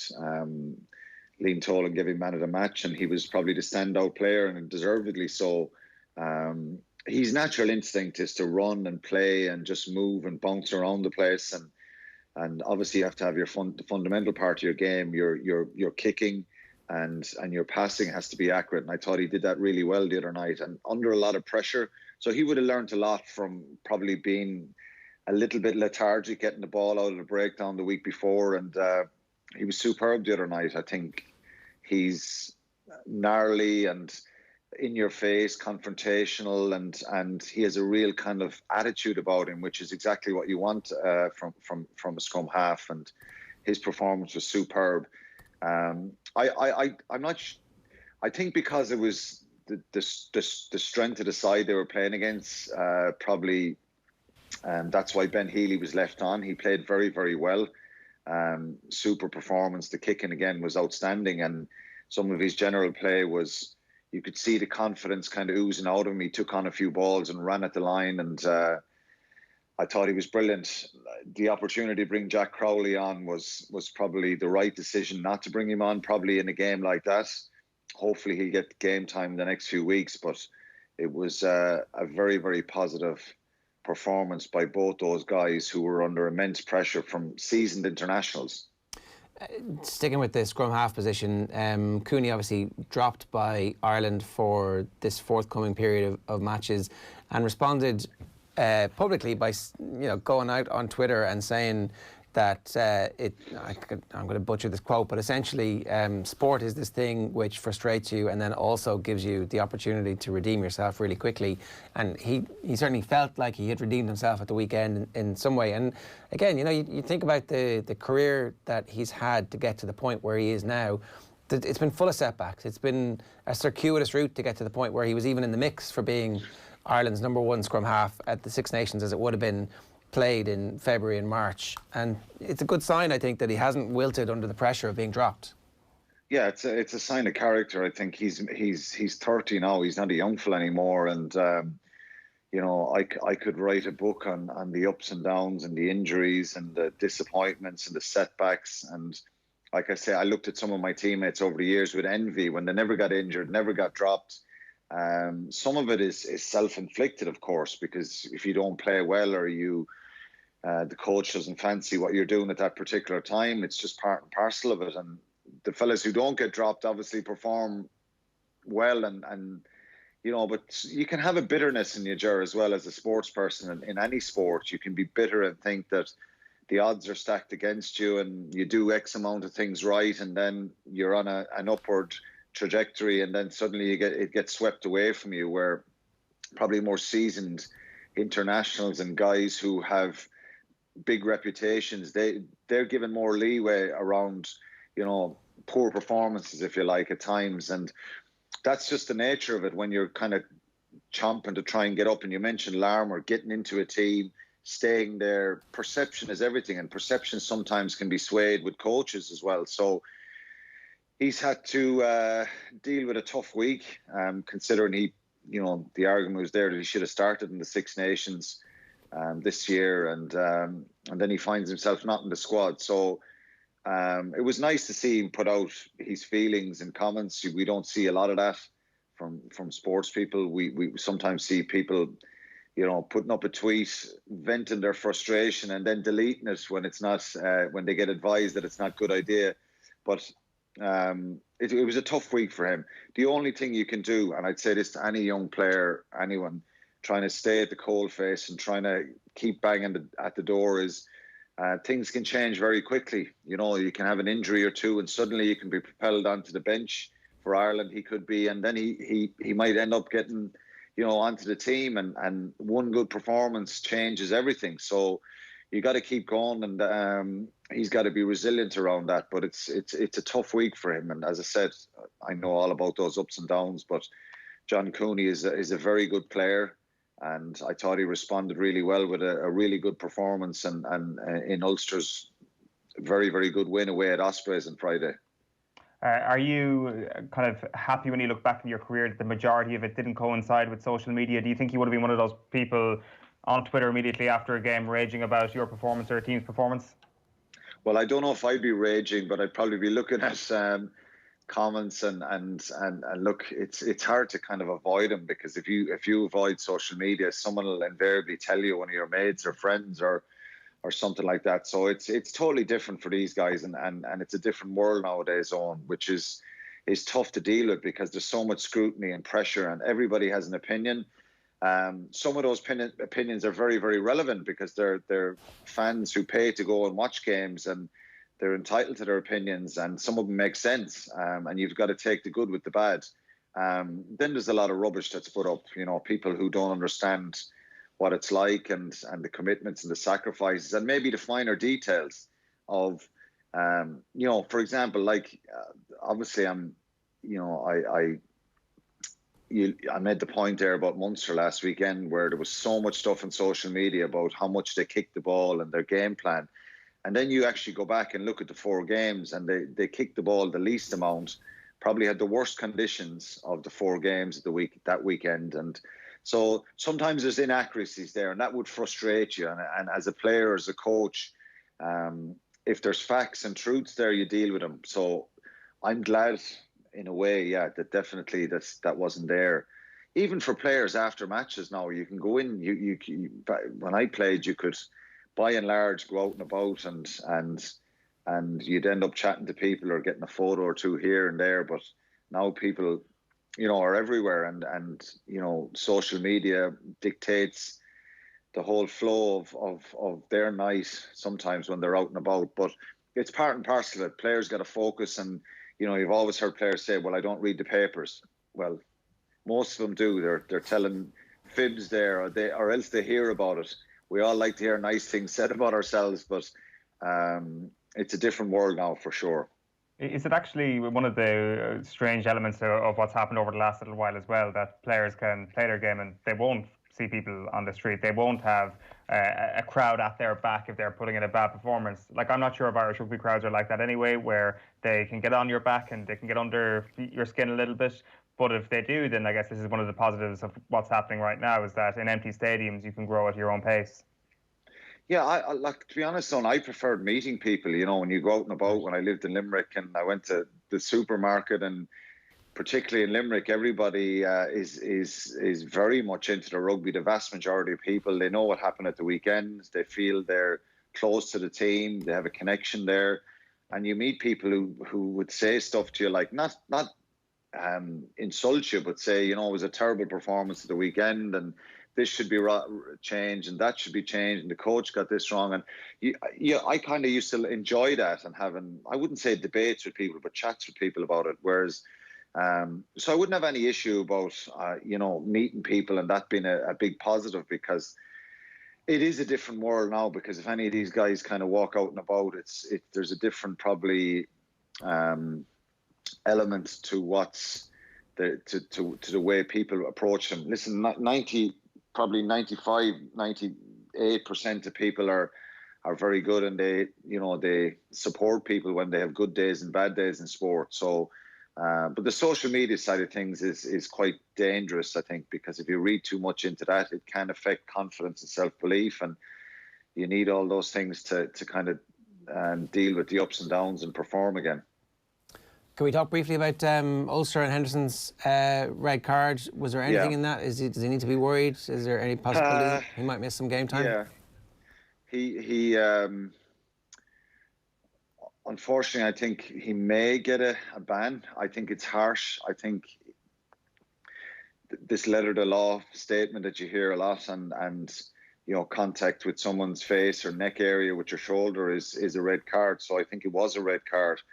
I would probably argue that it's sufficient punishment, because it was literally only a quick lunge and back. He didn't run in and charge in from 10 yards out.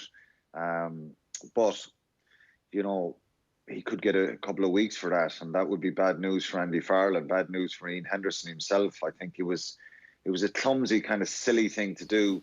We see lots of players now off static rucks when they're slow, that they're trying to counter attack, and they're trying to drop in a shoulder, bounce back out, which is sometimes is a waste of time. Other times it unsettles the scrum half a little bit if you can get a little bit of an impact in there and shift a player. But Dan Evans was standing quite upright, and Ian Henderson just decides to to check in with the shoulder and clips the neck face area, and it's a red card. So I'd worry a little bit about it. There was very little impact in it, but I have to be honest, it's one that could get a ban. I probably would say it doesn't deserve a ban, that the red card would be sufficient, but I'd worry about it.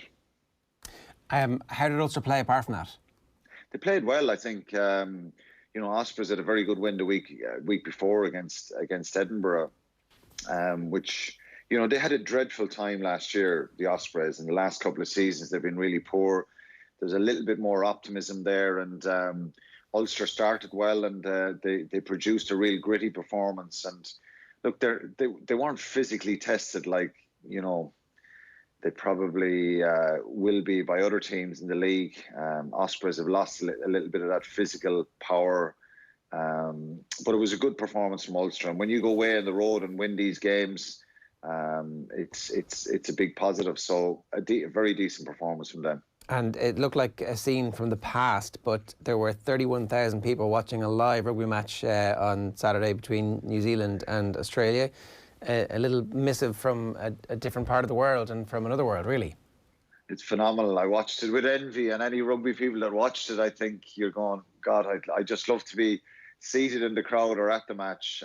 It was a fascinating game. The first of these Bledisloe games, they're going to play each other 4 times. And Australia, I suppose, under Dave Rennie have been, very, very disjointed. They've lost a few players overseas, and they've a couple of new caps, new players in the squad, and New Zealand, a couple of new players as well. And you think maybe just before half time, Rieko Ioane drops the ball going over the line, and you think that'll propel him on to a convincing win. But Australia were brilliant in the second half, and it was an incredible finish. There was 10 minutes of extra time after the hooter went, and Reece Hodge had a penalty to win it for Australia right at the death and injury time. Hits the crossbar inside his own half, and would have been an unbelievable win for them. But it was a brilliant game and a brilliant finish as well. It finished 16-all draw. Last thing then, the Ireland squad, obviously 2 weeks from... It's 2 weeks. It's match week in 2 weeks. And then it's match week in 3 weeks. When you're looking at these games now, is there anything the players can do to actually get in the team? Or because of who shows up fit, do you think that the management have a fair idea of what their starting 15 and matchday 23s are going to be?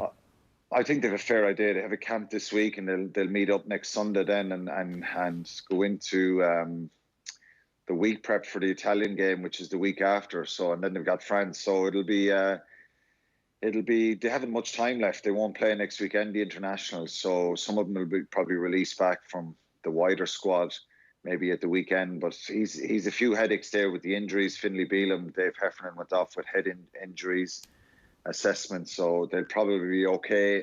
Keith Earl's been out.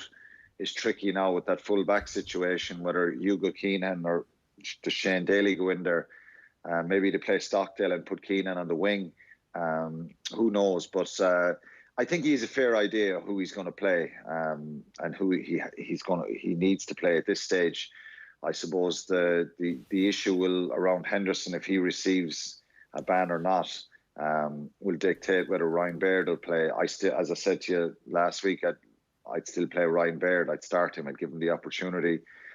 Tyke Furlong is going to be a loss for the next couple of weeks. So we're a little bit short in the front row stakes, and that would be a concern going forward. But I think he knows he will be pretty close to knowing he's 23 at this stage. All right, Alan, good stuff. Thanks a million for joining us this morning. Cheers, lads. It's 19 minutes past 9 here on OTB AM. We've got plenty still to come across this hour. Kieran Donaghy is going to join us. We'll talk NBA. The Lakers and LeBron have won in 6 games.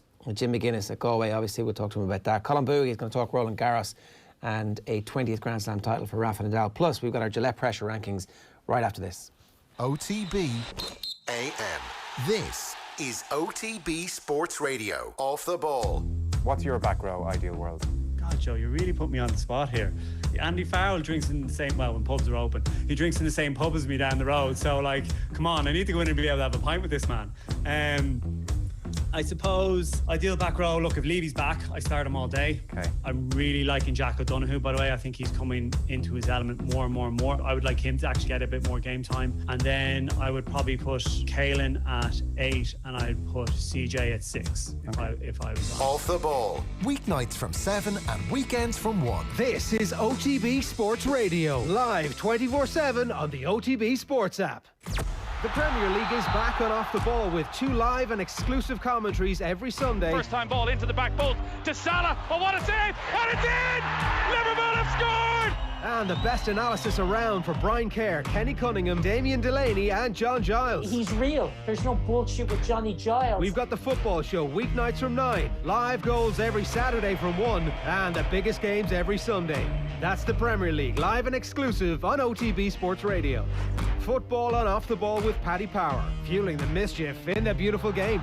Always gamble responsibly. See dunlewy.net for more. Into sports. 20 yards out, Ursa shoot, Johnson! Oh, what a goal for Fabinho! Wow! Then get into the all-new OTB Sports app. I think when he apologises to me, I probably will say hello to him, yeah. No. Videos, sports news, live scores, interviews. If Fabregas is going to come up to me in the street and give me some of the mouth that he would have given me on a football pitch, what do we get a slap? Plus exclusive content on the OTB Podcast Network. The biggest names in sports. Ready when you are. Search OTB Sports on your app store and download it now. The OTB Brief. Everything you need to know about sport every morning. Need to get on top of the day's sports news? Well, the OTB Brief is the only sports update you'll need every morning. With all the breaking stories, post-match reaction. It is a loss, there's no question. We're going to have to adapt as best we can. And the best bits from Off the Ball, all in a 10-minute podcast. I tried to view the lockdown as I tried to see a silver lining and say this is my opportunity to work on my weaknesses. The OTB Brief. Weekday mornings from 7:20 a.m. on OTB Sports Radio. Listen on the OTB Sports app.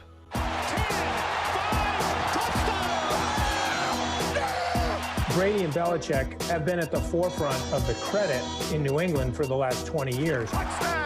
OTB's American Football Show. The Snap on OTB Sports Radio. Burrow very much thrown in the deep end. He seems to have the correct temperament. I've never been totally won over by his actual talent, to be honest. Keep updated with American football on OTB. Tune into The Snap every Friday on OTB Sports Radio. The Saturday panel on Off the Ball.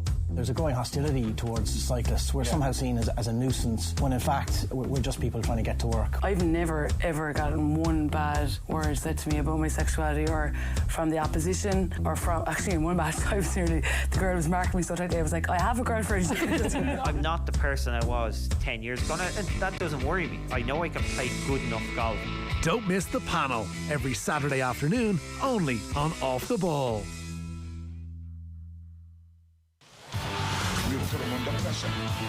For me, it was a self-imposed pressure. Was I under pressure? No. Yeah, they're under pressure. Everyone's under pressure. OTB AM's Pressure Rankings with Gillette. And the big pressure. Right, it's time for our Gillette Pressure Rankings. Owen, 5-1. Who we think is under the most pressure in the world at the moment? How are we getting on? Let's start at number 5, and we're going to go back to UEFA here. Under severe pressure after Niall Quinn firmly put the blame at their door for the false positive that occurred last Thursday ahead of Ireland's game against Slovakia. It's all UEFA's fault. Didn't see this one coming myself. I thought that maybe the insider Slovakia fan that they've obviously inserted into the laboratory over in Bratislava, that is the person to blame. But UEFA, this is a new one. UEFA selling the FAI a pup was how Niall Quinn described this yesterday. It might well have been a reflex action in defence of the FAI to try and blame the first person that he thought of. But I don't know. I thought that this was an unusual amount of pressure being put on somebody who has testing to do, but is largely out of their own hands in terms of this testing being fully accurate. It's kind of out of everybody's hands to a certain degree, and this margin of error, I think, kind of needs to be accepted.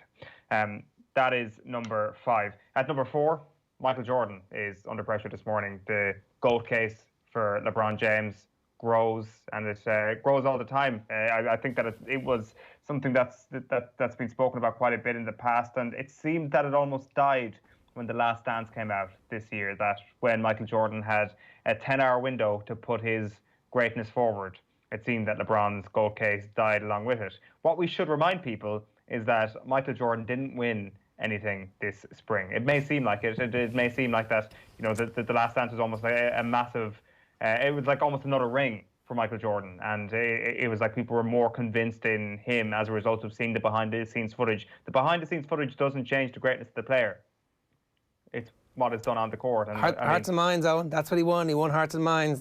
And in the battle for, let's face it, after you screwed up the maths 2 weeks ago and nearly proved correctly who was the greatest on the basis of science, now all that matters is hearts and minds. So when the question is asked, who's the greatest of all time, everybody reflexively goes, oh, I saw that Netflix thing. There's been no Netflix thing about anybody else.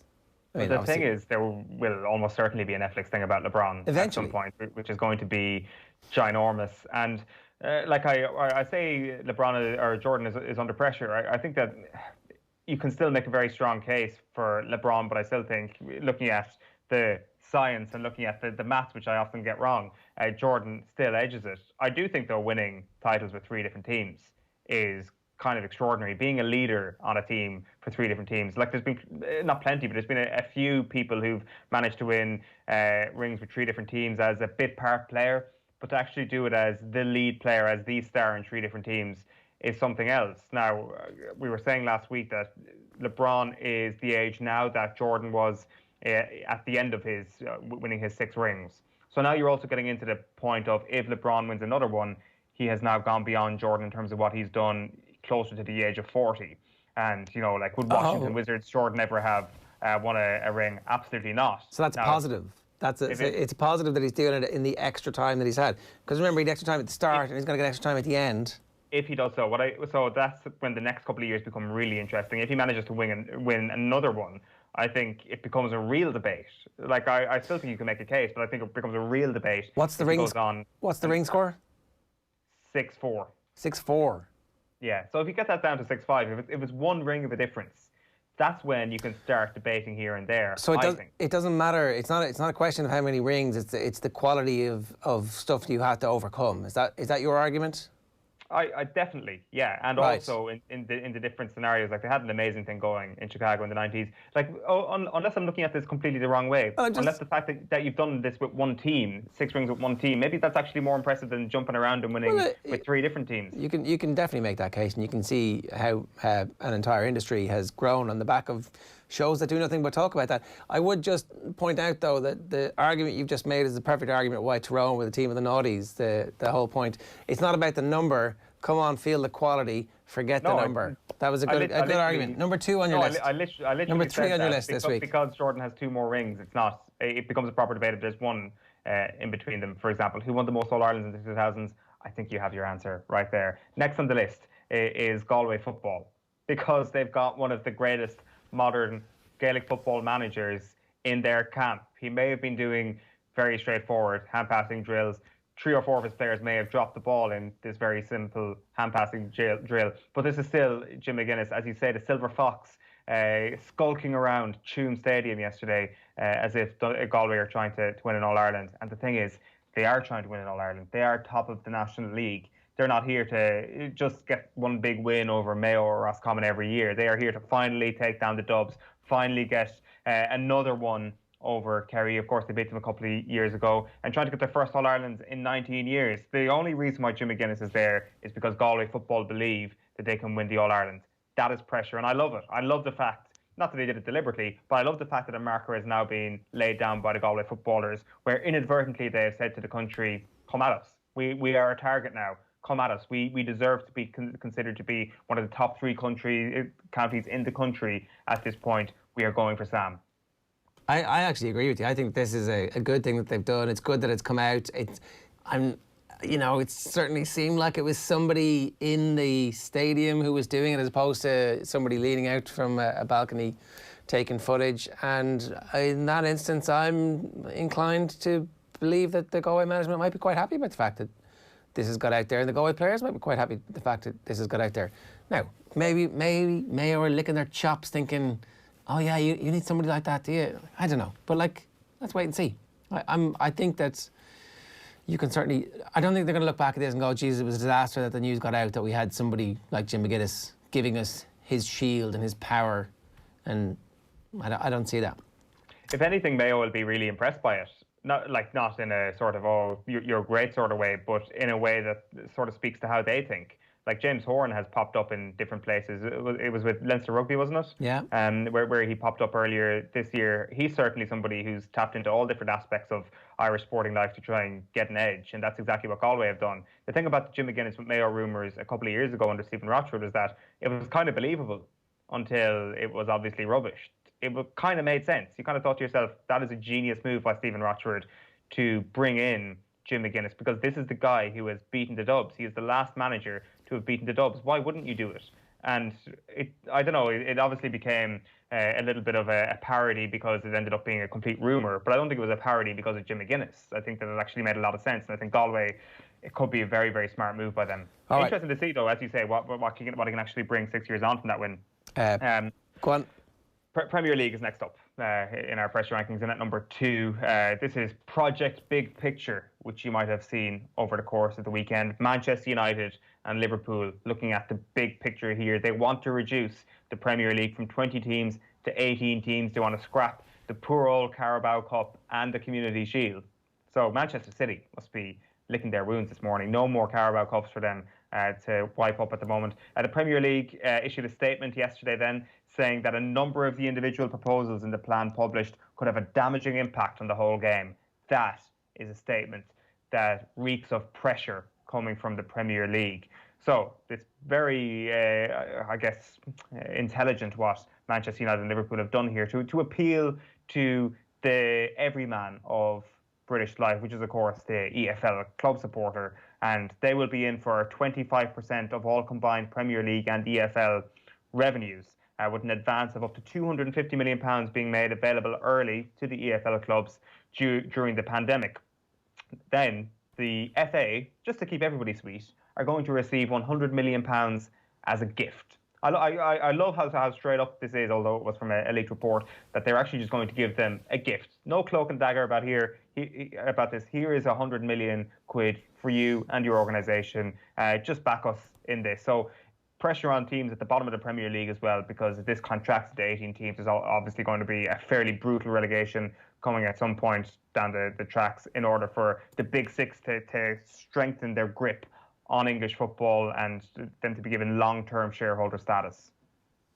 Right. We'll see what happens with this. It's hard to know exactly how much they're going to get over the line. Some of this is kite flying, some of it's probably actually definitely going to happen, and some of it you wonder if English football has a stomach for it. But let's see. Number one, I think pressure comes in many ways, but one of the worst types of pressure you could possibly have is suffering an absolutely devastating leg injury. 2 years ago at this point, having to go through a ridiculous rehab after suffering a spiral and compound fracture to your right tibia and fibula and undergoing 17 surgeries. That is pressure on a sports career. That was the pressure that Alex Smith has faced for the last 2 years.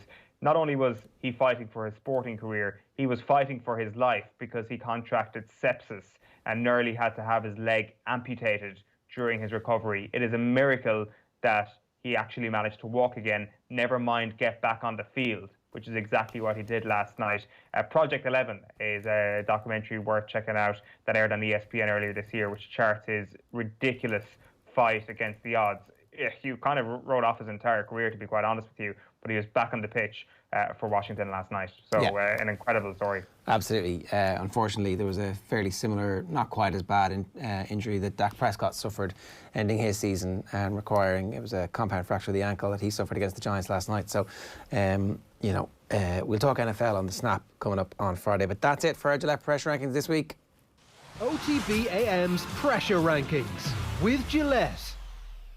Okay, Colm Boohig is with us. Before we get to Colm to talk about the tennis of the weekend, I do want to point you in the direction of a brilliant piece that Arthur James O'Dea has written across our various platforms. You can catch it on the OTB Sports app, or you can catch it on otbsports.com. He's interviewed 13 Irish women about their experiences of playing top-level sport in Ireland, from karate to camogie to football to athletics, and the various relationships that there's a brilliant story about a mother-daughter relationship and how just the crap that they had to put up with. There's brilliant stories about the camogie teams and the football teams not quite getting the same level of access to facilities. All the type of stuff that you thought that might be finished, but clearly isn't. And it's a good opportunity for us all to examine exactly how far the 20 by 20 campaign has come and to see what happens next. But this is, in their own words, the testimony of 13 Irish athletes talking about beyond women in sport.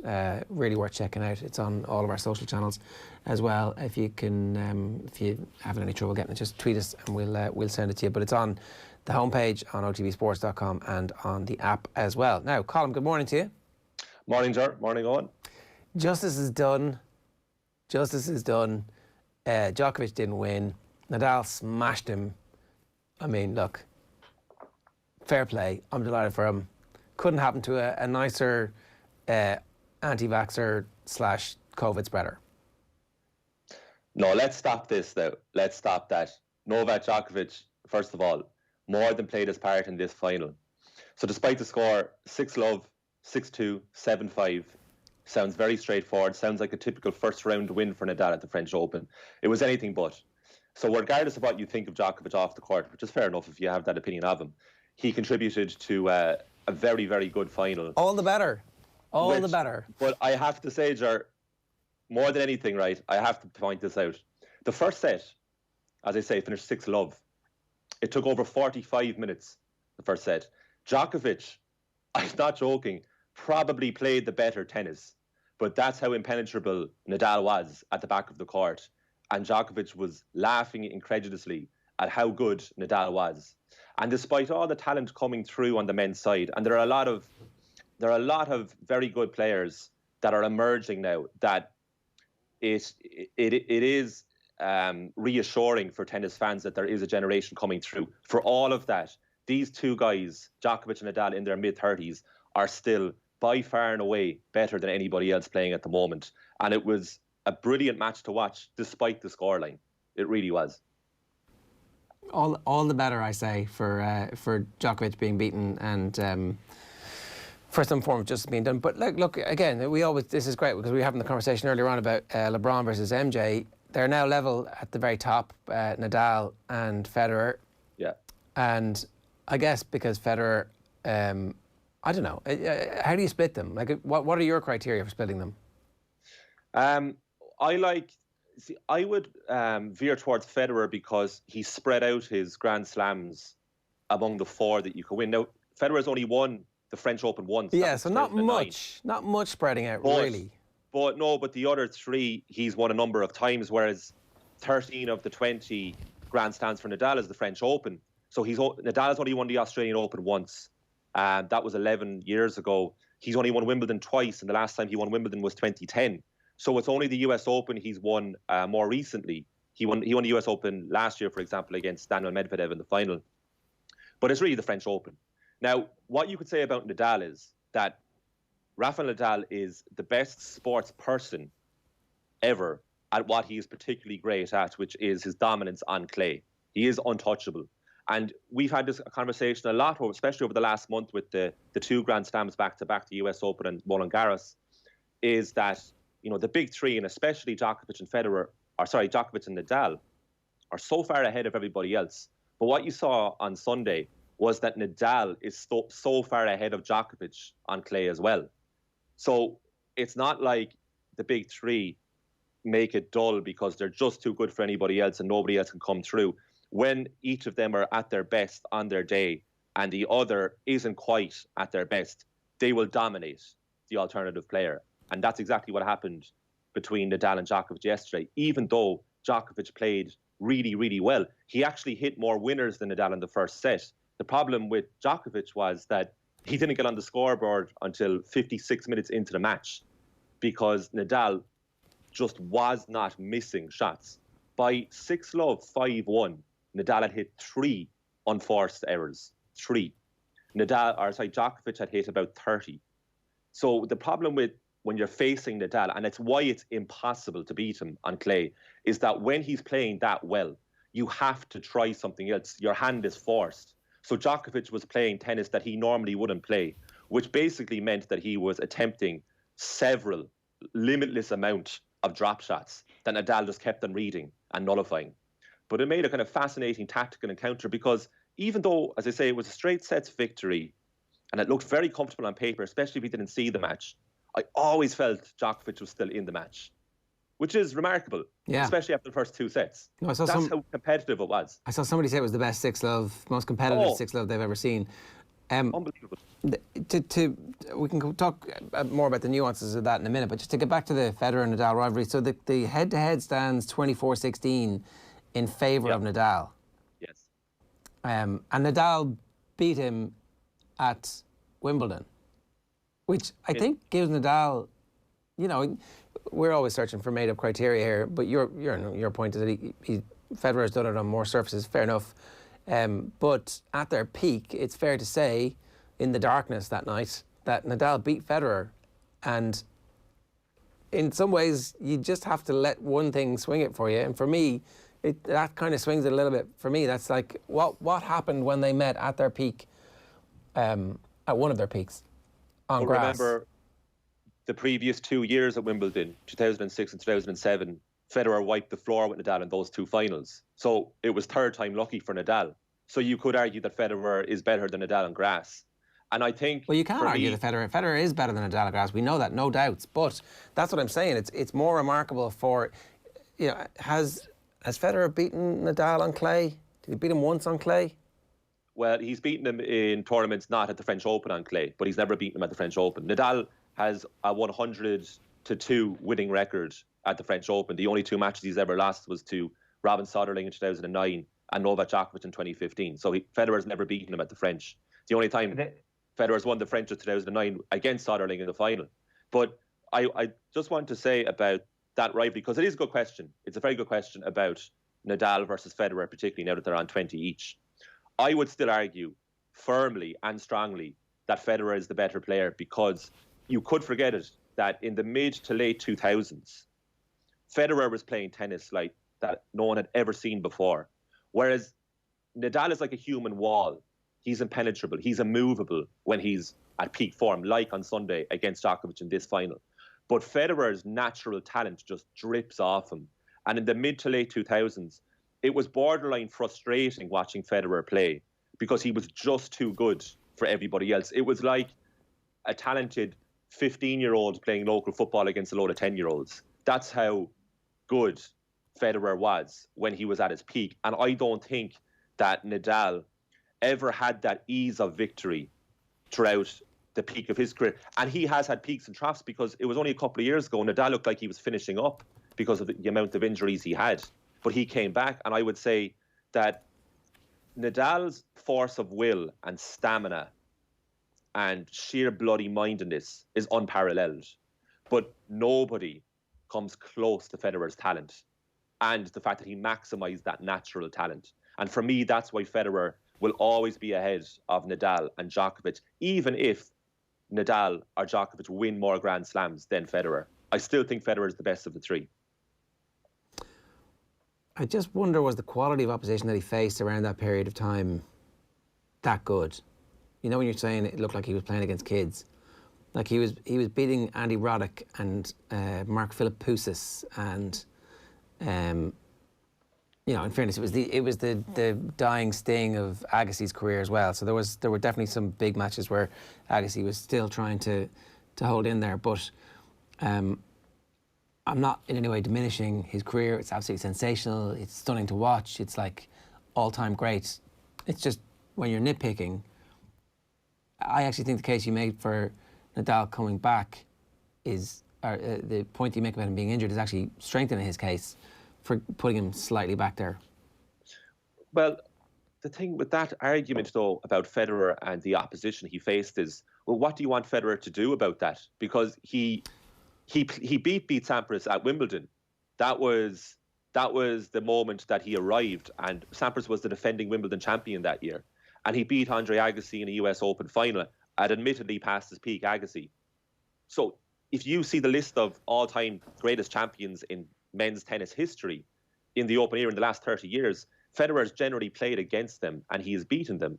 And it is easy to forget how dominant Federer was 10 to 15 years ago. It's only because in the last decade he has faded away. Because bear in mind, he's 5 and 6 years older than Nadal and Djokovic respectively. So he played in that older era, and he comes from the old guard into the new guard, whereas I would say Djokovic is every bit the modern player and is clearly the outstanding player in the world. Even today, even after losing that final, is still the best player in the world. And Nadal has brought both eras together. So Federer does come from that old guard, and has that natural ability that you used to see, that casual tennis fans used to see in Sampras and Agassi all the time, in these amazing flair players. But Federer was able to bring that to a whole new level where you would watch him win certain matches and do certain things with that cross-court backhand of his, or his whipped forehand. And you would just laugh watching TV. I don't laugh watching Nadal. I just puff my cheeks because he never stops running and he almost never misses when he's on form. And to a certain degree, that's what Djokovic does as well. Djokovic and Nadal, they don't wow the crowds. Federer does. Is Djokovic's win over Nadal, if you said that he's only lost twice at the French Open, does that not open the door a little bit for him, if he wins another few Grand Slams, for him to claim that GOAT status? Do you not think that is like the one thing? It's kind of mad that we're having this conversation in the aftermath of him getting hammered by Nadal on clay, but that is like a really important part of the statistical line. I think Djokovic could statistically be the best out of the three when it's all said and done, because he has a year on Nadal. But if you actually study it, he does 4 Grand Slams a year. Djokovic is now 3 behind Federer and Nadal.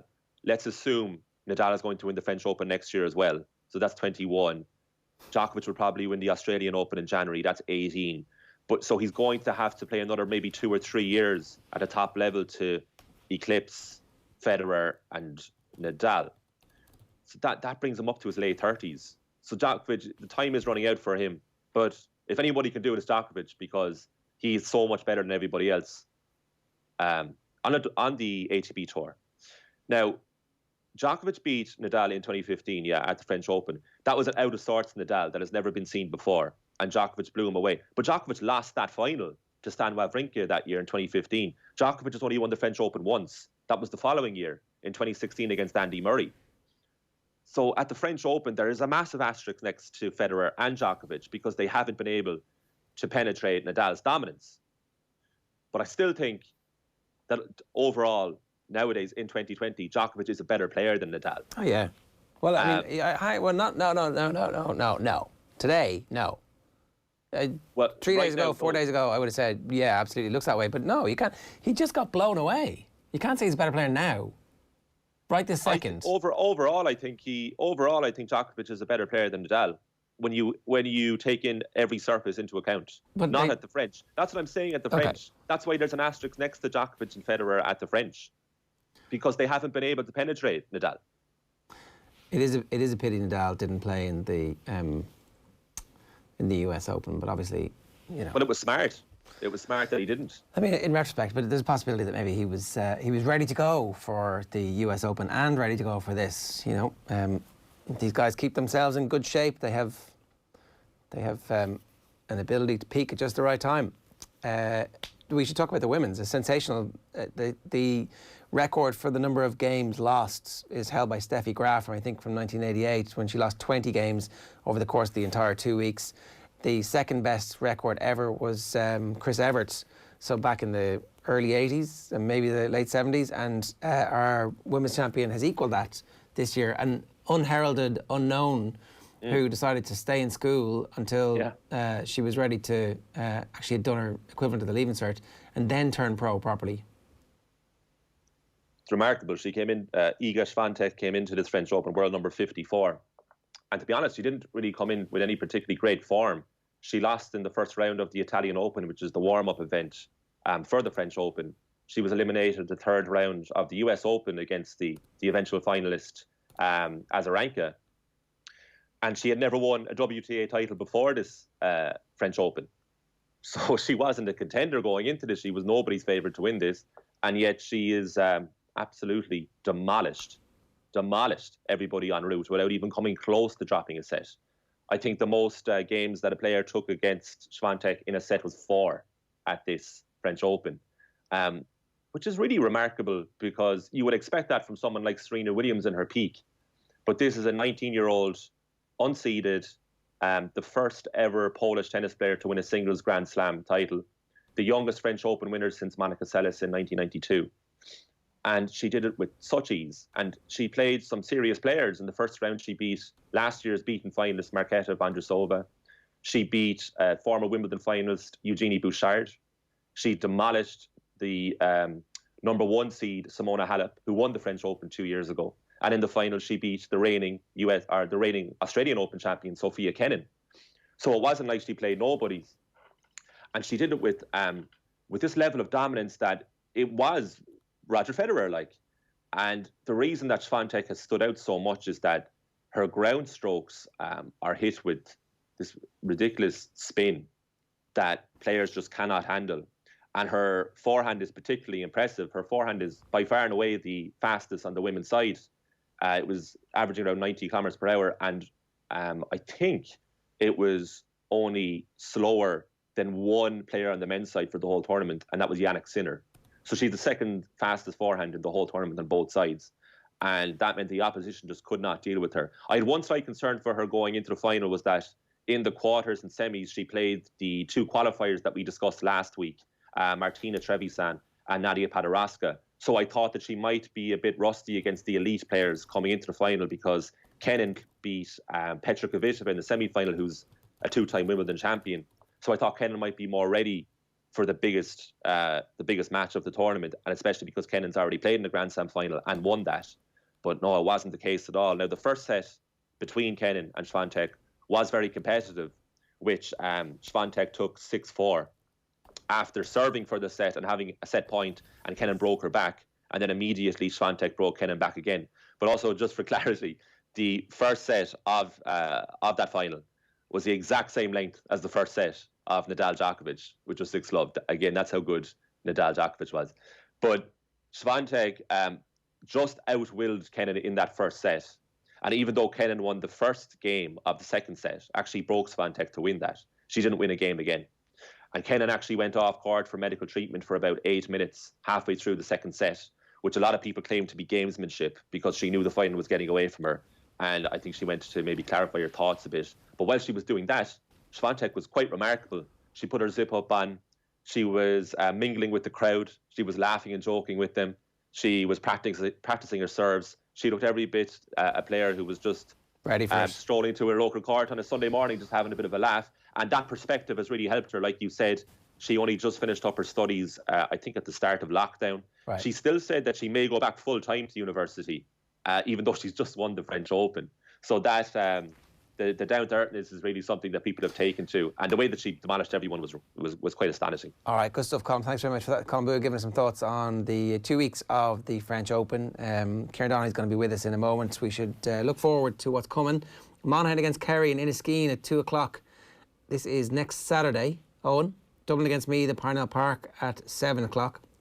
On Sunday, it's Galway, Mayo and Donegal, Tyrone. Have you missed a league game in many years? Are you reporting on Monaghan against Kerry? TBC on that. No, I've definitely missed games recently for sure. But it's TBC on this weekend. Still hoping to get there in some shape or form.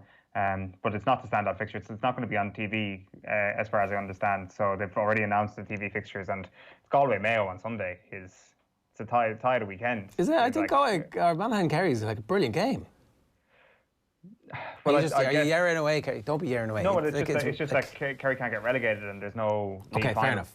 Yeah, in terms of whereas with Mayo, there's a trapdoor, and it's Galway Mayo. It could be like an actual precursor to a real championship match in a few weeks. If you're Mayo, do you care about being in Division 1 next year? Like, you're such a seasoned, gnarled team. Would actually some off-Broadway games not be the right thing for your team? Also, Division 2 is not that bad. Yeah, no, I get that, but is off-Broadway better than Broadway? Playing in Croke Park, getting to test yourself against the Dubs.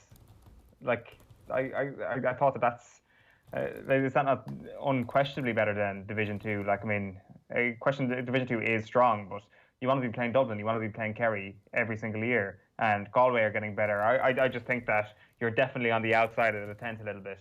And also, you're right about Division 2 being strong for another reason, is that it's not exactly a guarantee that you're just going to be a yo-yo team and get straight back up.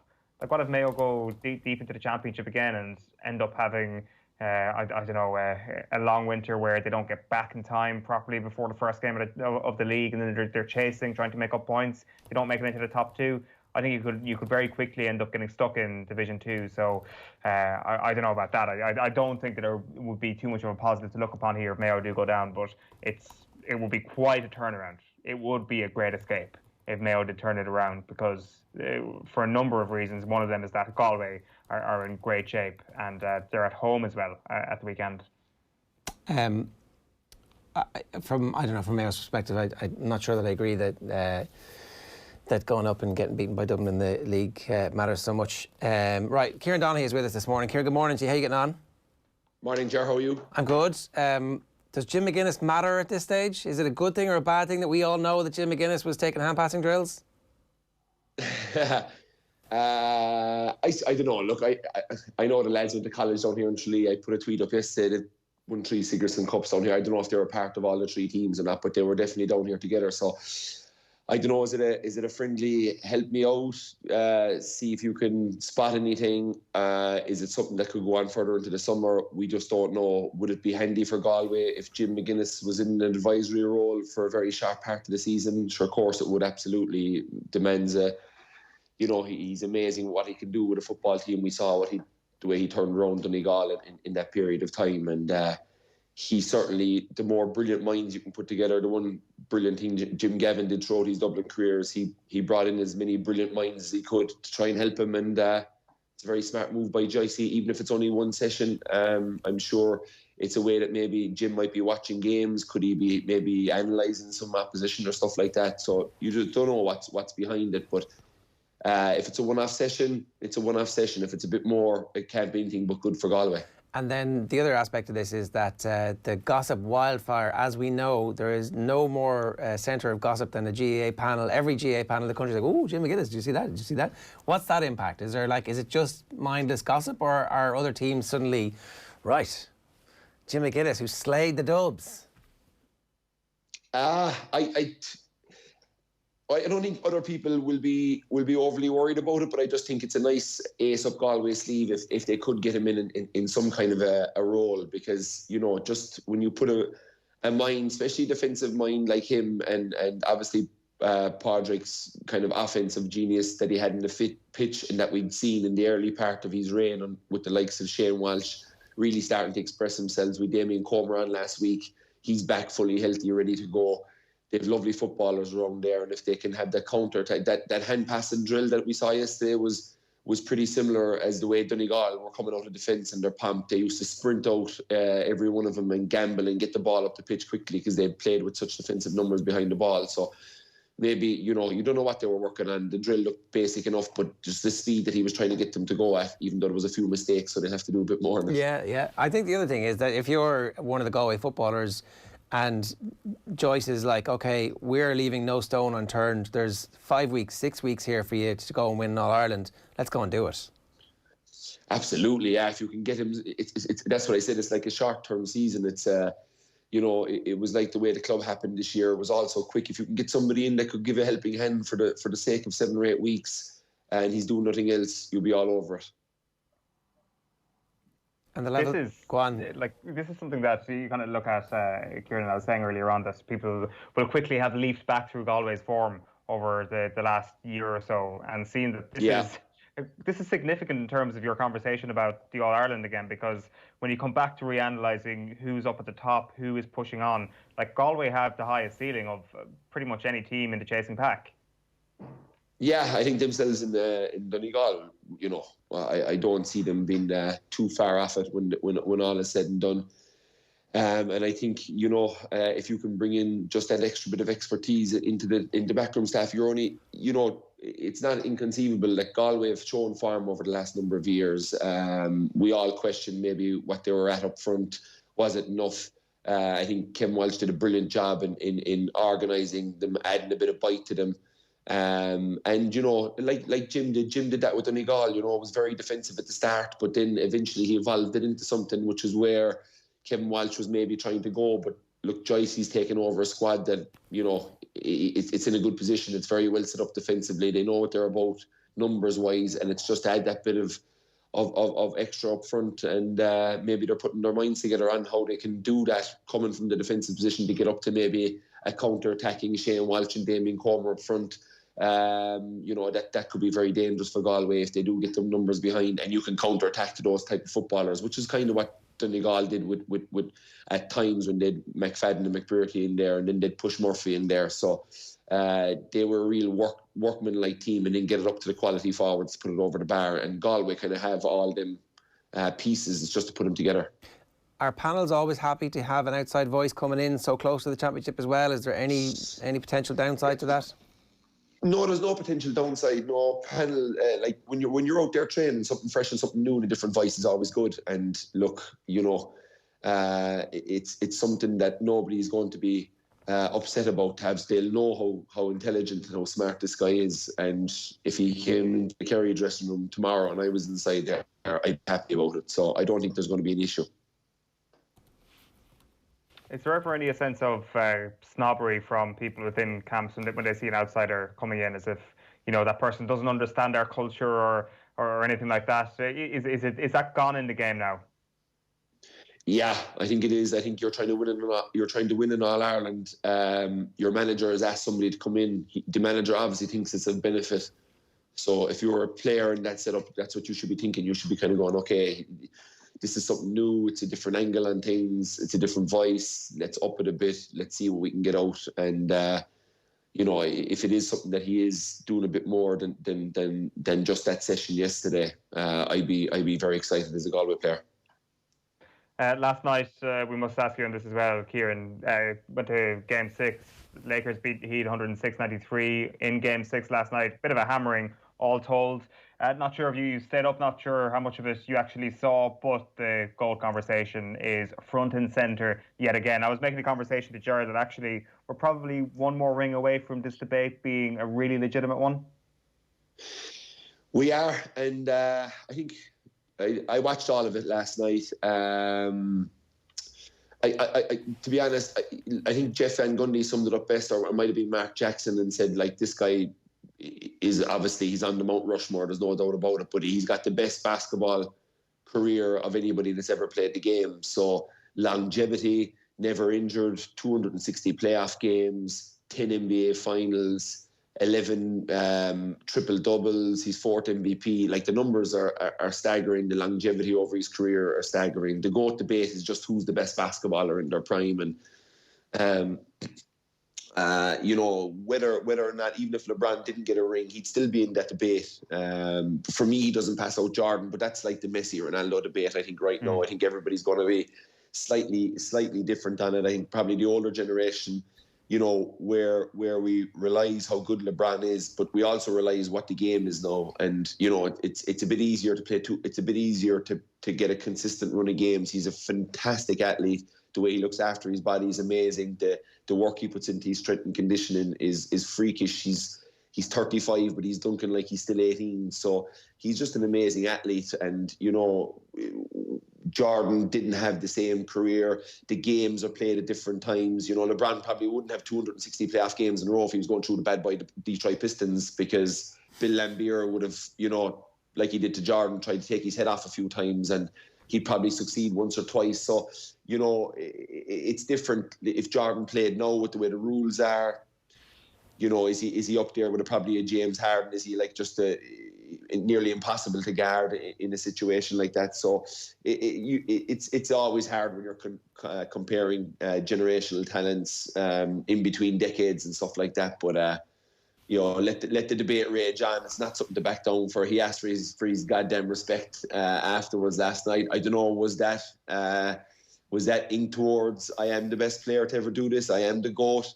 It kind of felt like that to me, to be honest. I thought it was a bit out of nowhere too when I heard it. It looked like he'd a plan to get that out there. Right.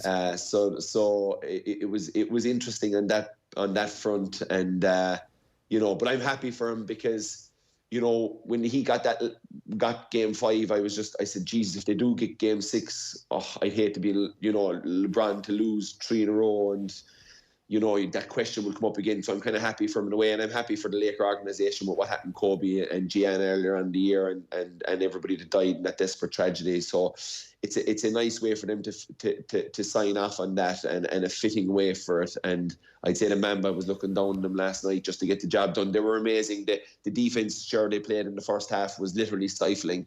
I was looking at the Miami Heat kind of going, what do they need? And the answer was probably a really fit and perfect Dragic would have been a huge addition to them in this series, because that was just what they were kind of shot. Kendrick Nunn gave them little spurts. Hero and Duncan Robinson together is a bit iffy. I'd probably have them coming in for each other, but they're not far away. Jimmy Butler was amazing, but all props to LeBron and his crew and the Lakers for getting it done. Kieran, good stuff. Thanks a million for joining us this morning. Cheers. All right, lads, take it easy. Kieran Donaghy giving us some thoughts there on both the Jim McGuinness story and, of course, the Lakers wrapping up in Game 6, the NBA Finals, and another ring for Kobe. Sorry, another ring for LeBron, obviously, and the year that Kobe was killed, as Kieran rightly pointed out there, in that terrible tragedy. You kind of forget that was another thing that happened in 2020. That's it from OTB AM this morning. Before we go, I can tell you that Fred McHugh is our expert electrical competition winner this morning on OTB AM. Fred messaged in to say, I agree with Colm. Federer is naturally the most talented, volleying forehand elegance. However, Djokovic is the best when all are at their peak. 2011 Djokovic didn't lose a match. It's all to celebrate the launch of Expert.ie, the new website from Expert Electrical. Go and check it out. Tune back in tomorrow morning for your chance to win €200. If you haven't got the OTB Sports app yet, go and search it on the App Store. Search OTB Sports. Today, OTB Gold by public demand. It's Mick O'Connell at 80. It's Paul Rouse in the history of sport. The Culture Hall of Fame is Joe Cole. OTB Gold is Colm Gooch Cooper. And tonight, OTB Live from 7 o'clock, Joe Malloy, Monday Night Rugby and the Football Show, looking back at a remarkable few days for the FAI. We'll see you tomorrow. Best of luck. OTB AM. With Gillette, we don't just play the game, we change it. Gillette, made of what matters.